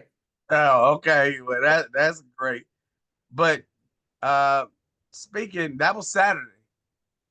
Isn't there something Friday? This coming Friday? Yeah. Yeah, there is. But I'd like to hear Rion. I mean, Rion doesn't speak much. He does his thing, and we're glad to have him. There we go. I'd like to, Frankenberry was my jam too. So I'd like to hear Rion say anything about his match. What do you want me to say? How do you feel? I feel okay. Like, I know that sounds weird since I lost, but I feel okay. Were you did you get a chance to take in the spectacle of it? Because I mean, obviously the match was violent and it was very grueling for you, I know. But those fans cheered so hard and the entire locker room was so heavily invested in it. It was such a great community event. I don't think you understand what that match meant to a lot of people. No, I do. And that's the thing. A lot of that stuff I try to bypass. Um, and I'll just say this right now because of the nature of the beast, so to speak. Uh, there was there's a time after the match when I was able to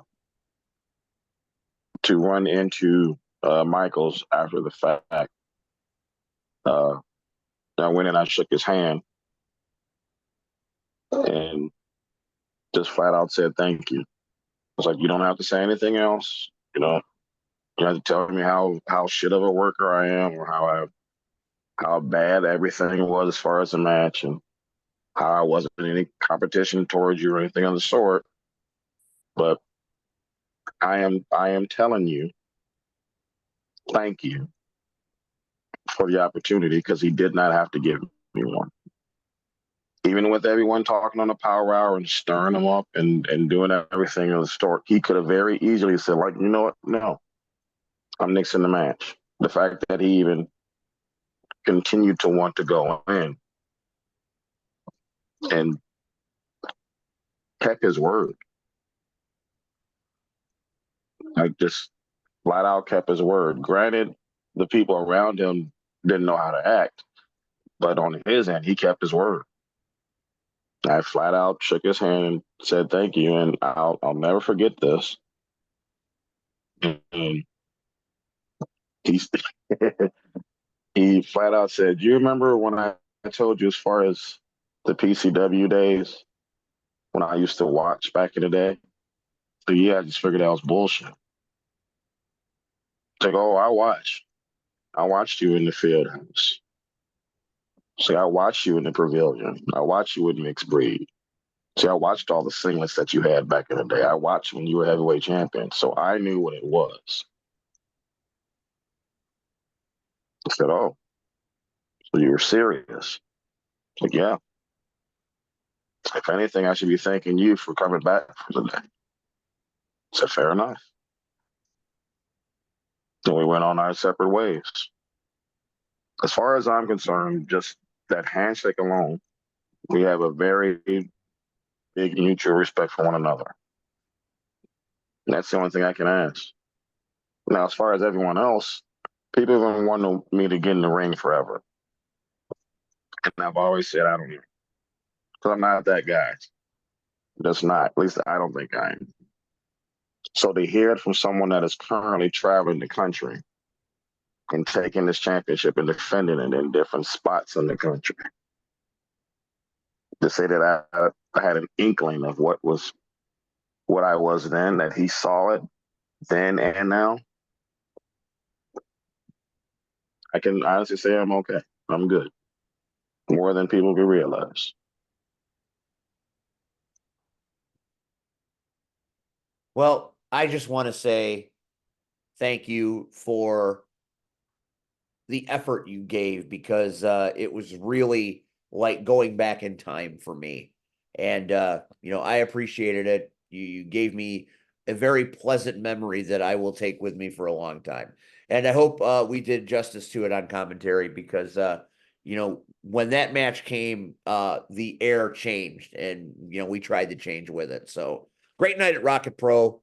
Glad the other company did well as well. Plenty of room in the pool, I've always said. I just think that everybody should be cooler than they are in the way they go about things. But that's a story. And Steve, Yeah. is it possible to say something else real quick? You can say whatever you'd like. There is one thing that I was nervous about throughout that day. And this is going to sound weird, but I was not really nervous about the match. Matches don't really bother me anymore. It's more of the entrance because I knew, like, just going out there and doing my thing, like that's one thing. But apparently, and I've learned this very quickly, like there are a lot of people that are looking forward to this match more so than I was. So I was afraid how it was going to be when I came out. I mean, everything worked out in the end, until the actual end happened and I lost. But that was my biggest fear, was going up there and potentially getting emotional depending on how people would view me. They may not view me as someone that's worthy of being in that spot. I know I didn't think I was. So that part was cool. If there was ever a scenario where I'm going to hold close to the chest, it's that. And I'm done. It was, Sorry about that.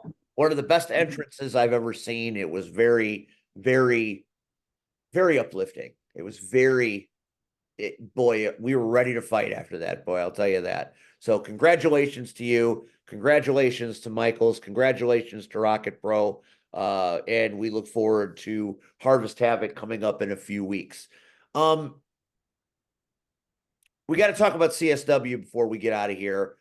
Next week on this show, I have reached out to a very special guest who I am having difficulty pinning down. Ms. Rack, are you still there? What? Since the bout is next Saturday night, I thought maybe it would be good to reach out to our knockouts to see if they would like to come on and maybe talk about the pending matchup between the Haunters and the Rumblers and maybe reminisce a little bit about the Crushers and the Punishers. What say you? There will be no reminiscing. Okay, so let's just say it's about the Rumblers and the Haunters. Do you think anybody might want to come on and talk? I can put some feelers out. So, what we'll do is we'll do this. If the guest that I'm trying to line up to tie into NWA Chicago happens to make it, he is established to the point where our time with him would be very short. Which would still give us an entire show to preview this next playoff bout between the Haunters and the Rumblers. So I don't want this to be, hey, if we can't get this guy, can we get them? That's not what this is about. I want to publicly say that this was my plan. Then this thing kind of came my way, and I want to do both things very badly, but I don't want it to seem like roller derby is less important because in many cases, for me anyway, it's the most important thing. Gotcha. So if you could extend some feelers, extend some Discord or whatever it is you guys do, let me know if there's anybody interested. I surely will. And then our big Halloween show, the Tuesday before Halloween, I want to say the date is the 29th. We are going to hopefully make that the minors. Have a little Halloween with our favorite moth and her pals. I will put out my feelers about that as well. If not, we're just going to sit here and talk about Halloween movies. That'll be what we do. If they don't want to be on it, we're just going to talk about Halloween. I can tell you that Mothra is going to want to be on. So I'm just saying, and like I said, if they come in force, if they come and they do a good job and they entertain the masses, we understand the wager, right? We understand the wager, but are you going to tell children they didn't do a good job? If they don't do a good job, you're damn right I will. I'll be that guy. Okay. I'll do it. For me to walk out of the ring to Chapel Roan, they better blow me away. Steven, Yes? do you like the taste of your own foot?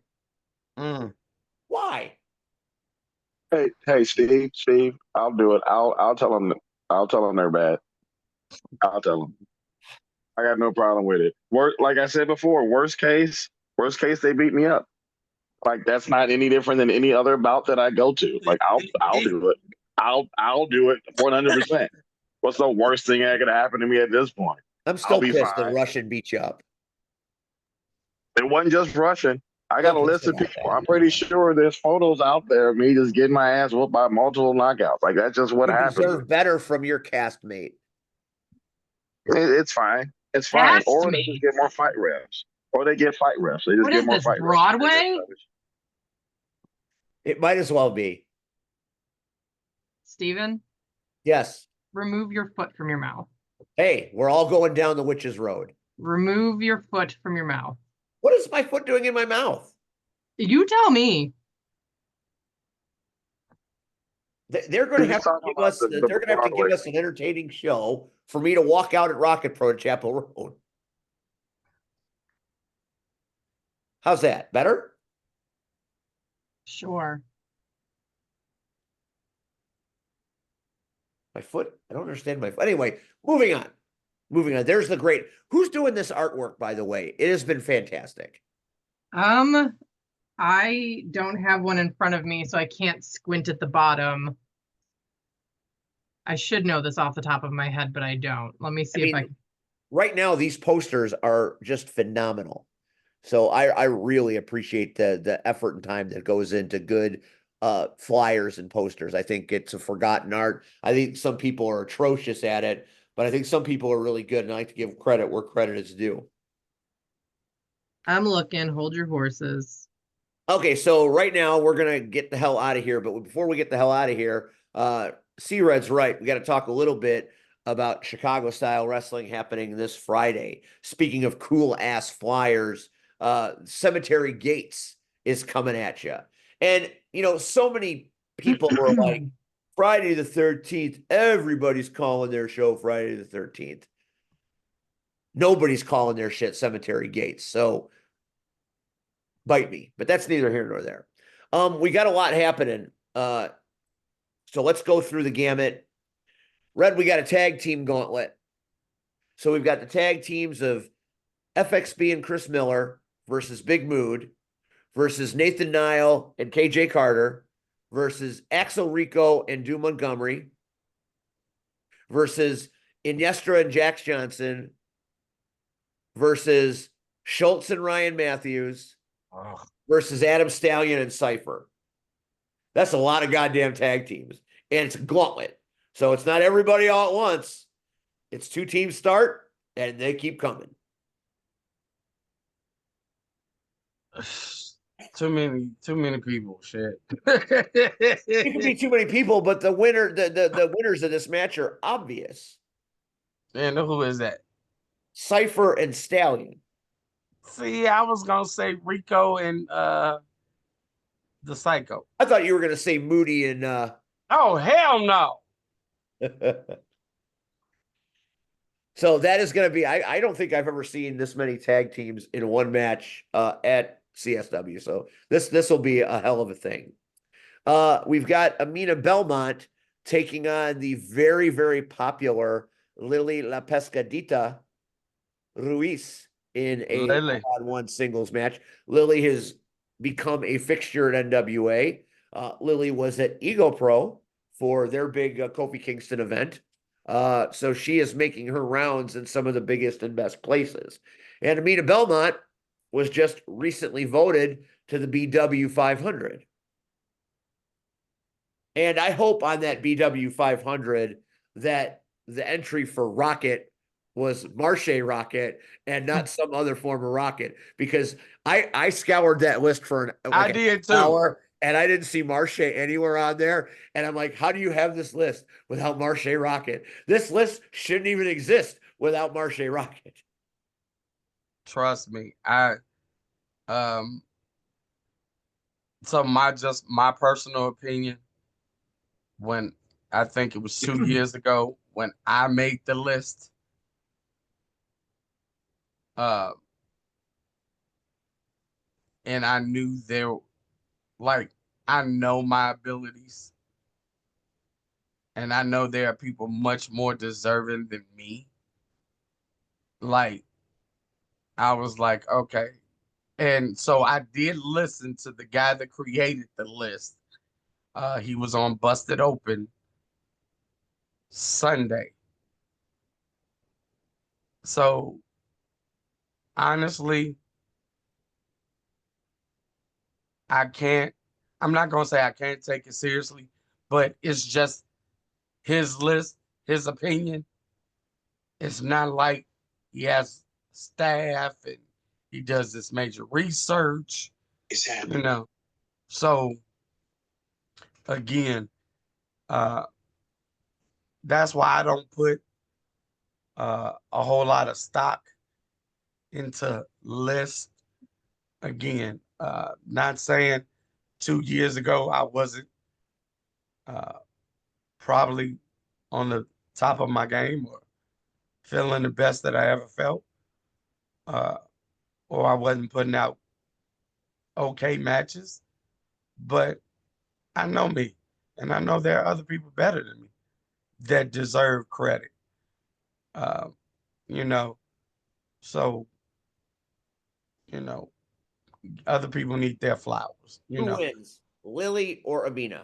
Oh, I already told you, Lily. I mean, Amina is a bitch and can be, but Lily right now is riding this high, and it just ain't just because it's NWA. Every time I see somewhere new in the country, she is there. So she's earning her stripes. She's making her bones.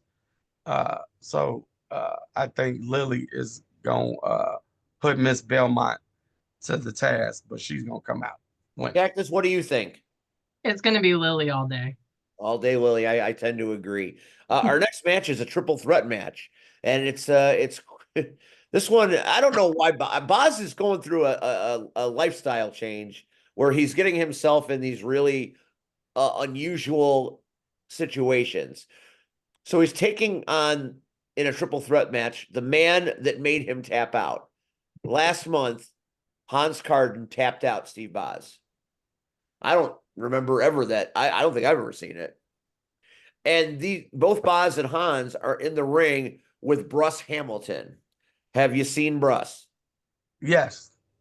Fuck. That dude is, and he's even more physically imposing in person. And I do, even as good as Hans is, and as great as the superstar is, I don't know how Bruce Hamilton doesn't win this match. Red, what Uh, say you? it's called midlife crisis. That's what it's called. Buy a car. Don't fight a beast. But Buy a so jet ski. Don't fight a man whose hand is bigger than your head. I know, right? So I am going to pick Bruss because I have seen his work. I have seen how big this man is. Uh, he is enormous. So like you say, uh, unless they double team him and cut him down and get rid of him. That's the only thing I can see. Otherwise, Bruss is going to rip off Boz's arm and beat Hans with it. I just don't see this ending well. Only way But it works out for either Boz or Hans Carden is if Hans happens to get Bruss in that half crab. I have never seen anybody break the crab once it's on. To me, that's the only way this doesn't favor Bruss Hamilton. And so many other Cactus. Who do you like here? Do you like the big monster? Do you like the half crab, or do you like the BOZ? I'm gonna go with Boz because the bigger they are, the harder they fall. Cactus is on her game tonight. She came prepared to play. Which is shocking because I haven't had caffeine since Thursday. oh wow, I'm struggling. Boy, that's Maybe I swear I'm thinking more clearly, but I'm struggling. I understand. I'm fucking tired and I have a migraine. We're going to rapid fire the rest of this shit. In another singles match, we've got it's the CSW Metro Division Championship, not just a singles match. We have Rafael Quintero, the Diamond in the Rough, taking on a man that just made his Rocket Pro debut versus Gunner Brave in Hatekeeper Shane Boucher. Red, you got a good long look at Shane Boucher.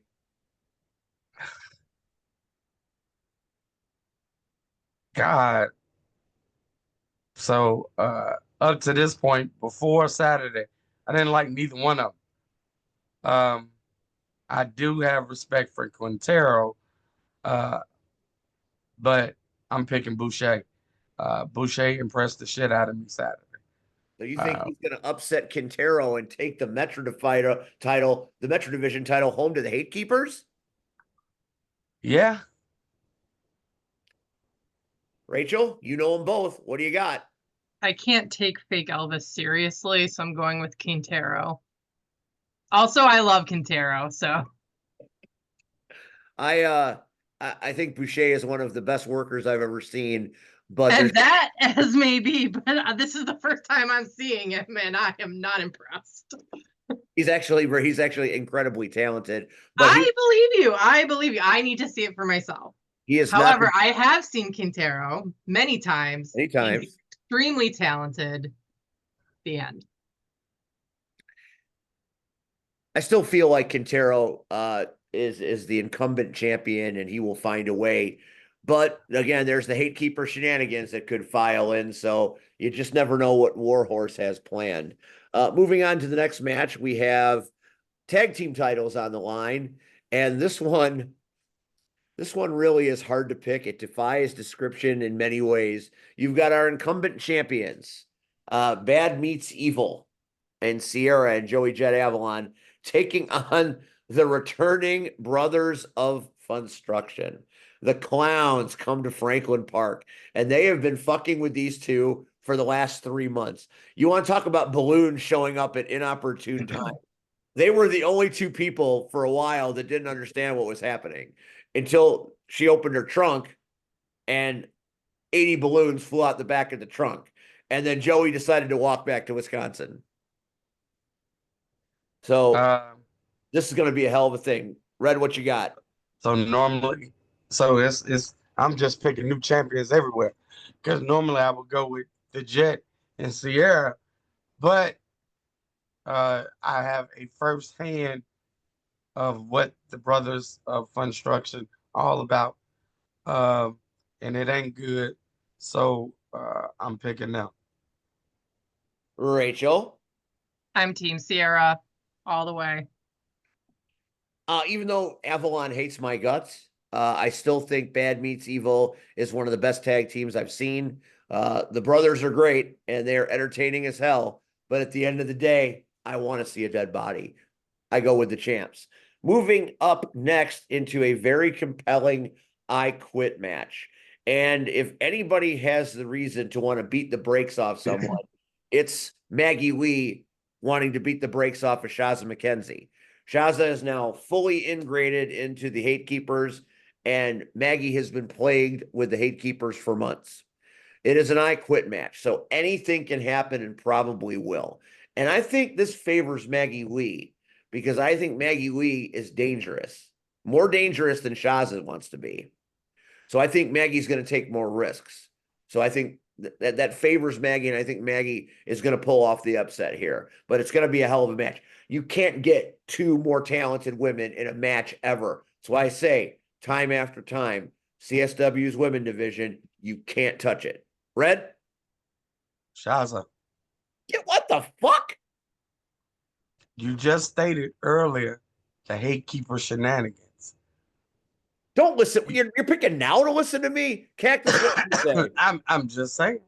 Maggie Lee. Thank you. Finally, someone reasonable on this show. I'm just saying. Don't That be brings us surprised. to one of our feature bouts as the CSW Women's Championship is on the line. And it gets no bigger than this. Miss Kate going through an identity crisis. She might be the Joker. I don't know. There have been videos. There have been situations. She's been a little unbalanced. If you follow her on TikTok, she's incredibly unbalanced. But she's still Chicago's sweetheart. She's still our champion. She's still the OG. But coming to claim a prize is the very impressive Megasis in the returning Megan Bain. Have you seen Megan Bain fight? So you forgot I was there the night she debuted. That's like it's like Xena Warrior Princess in a wrestling ring. Like, goddamn. First of all, the woman is stacked. I will say, but the beautiful part about this, Miss ain't all there. She just not. We you know, we had the creator on earlier. We thought he wasn't wrapped too tight. Oh, Mister got him beat. Mister got him beat by a mile. Trust me. Ben is so far gone, he's almost home again. Miss is the type of girl that I would have loved to date it because it would have been two girls at one time. So, you know, you never know what you're gonna get. Thanks, Levi. So this is the first time I will pick the champion, and I will pick Missa. I don't know. It's tough to call. Mrs. the OG, but she's another one of those people that tolerates me in this business. So I'm going with Megan Bain. What say you, Cactus Rack? As an unhinged person myself, I'm going with Missa Kate. And that's a solid reason. That is a solid reason to make a pick. All right. So moving on, we go to another feature match. TNA superstar Moose takes on the resident land shark and one of the best performers CSW has ever had in Conan Lycan. I can't pick this. I just can't. I don't know how to pick against Moose because he's a freak of nature. I don't know how to pick against Conan Lycan because this man takes punishment that isn't human and can do things for a big man that big men shouldn't be able to do. I'm going to say the roof is going to cave in. It's going to be a draw. What say you, Red? Fuck TNA. I'm picking Conan. Cactus? Actually, a draw was the first thing that came to mind as well. It's just double knockout. It's one of those matches that it's hard to quantify.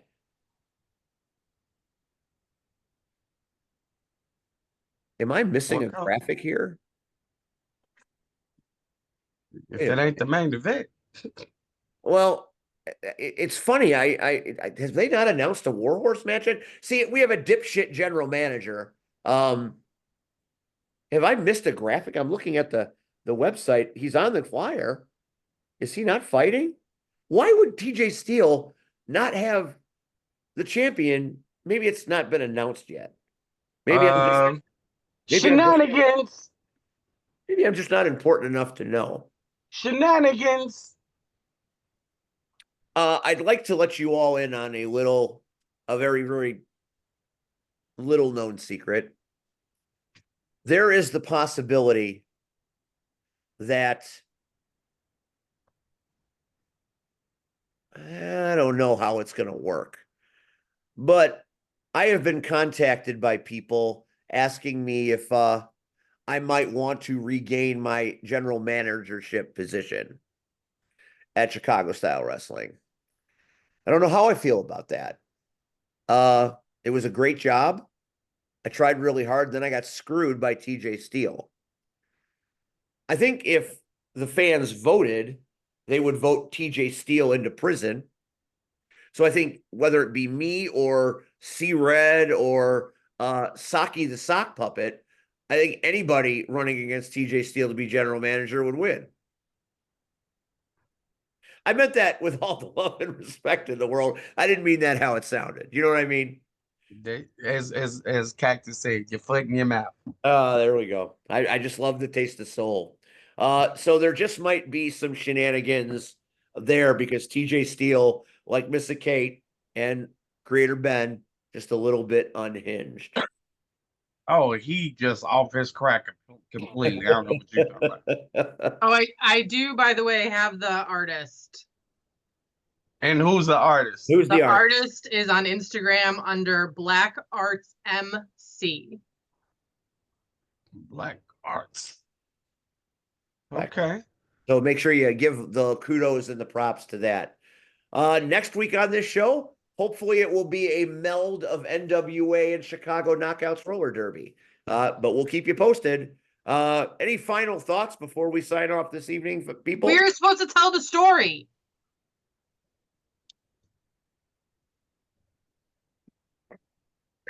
I don't think I can't tell you. Okay, then you have to tell the story next week Why don't we tell the story next week, Red? in front of all of the knockouts. Red don't want me to tell that story for the knockouts, do you, Red? No. All right, we're No. gonna have to come to an arrangement. I We're gonna have to do might brunch. I might have to tell that story just We're gonna because- have to do brunch. Oh boy. Might have to go I don't think this is brunchable. I think we need Dutch babies. Yeah, but Dutch babies only happens when I have practice, and I can't not go to practice. That's fair. Playoffs. I So, can't I can't it's even gonna have to imagine be what that brunch. looks like It's gonna telling that have to story. be dinner. It's something. I was gonna Midday say this. snack. I have to step in. I have to step in. You pick a day. I pick a day. Yeah, fuck everything else. You pick a day where you're comfortable with, and then we can figure I it can out. do Instead of Saturdays. trying to figure it I out. can do Saturdays. Then Red and Steve need to figure out what time is good for them.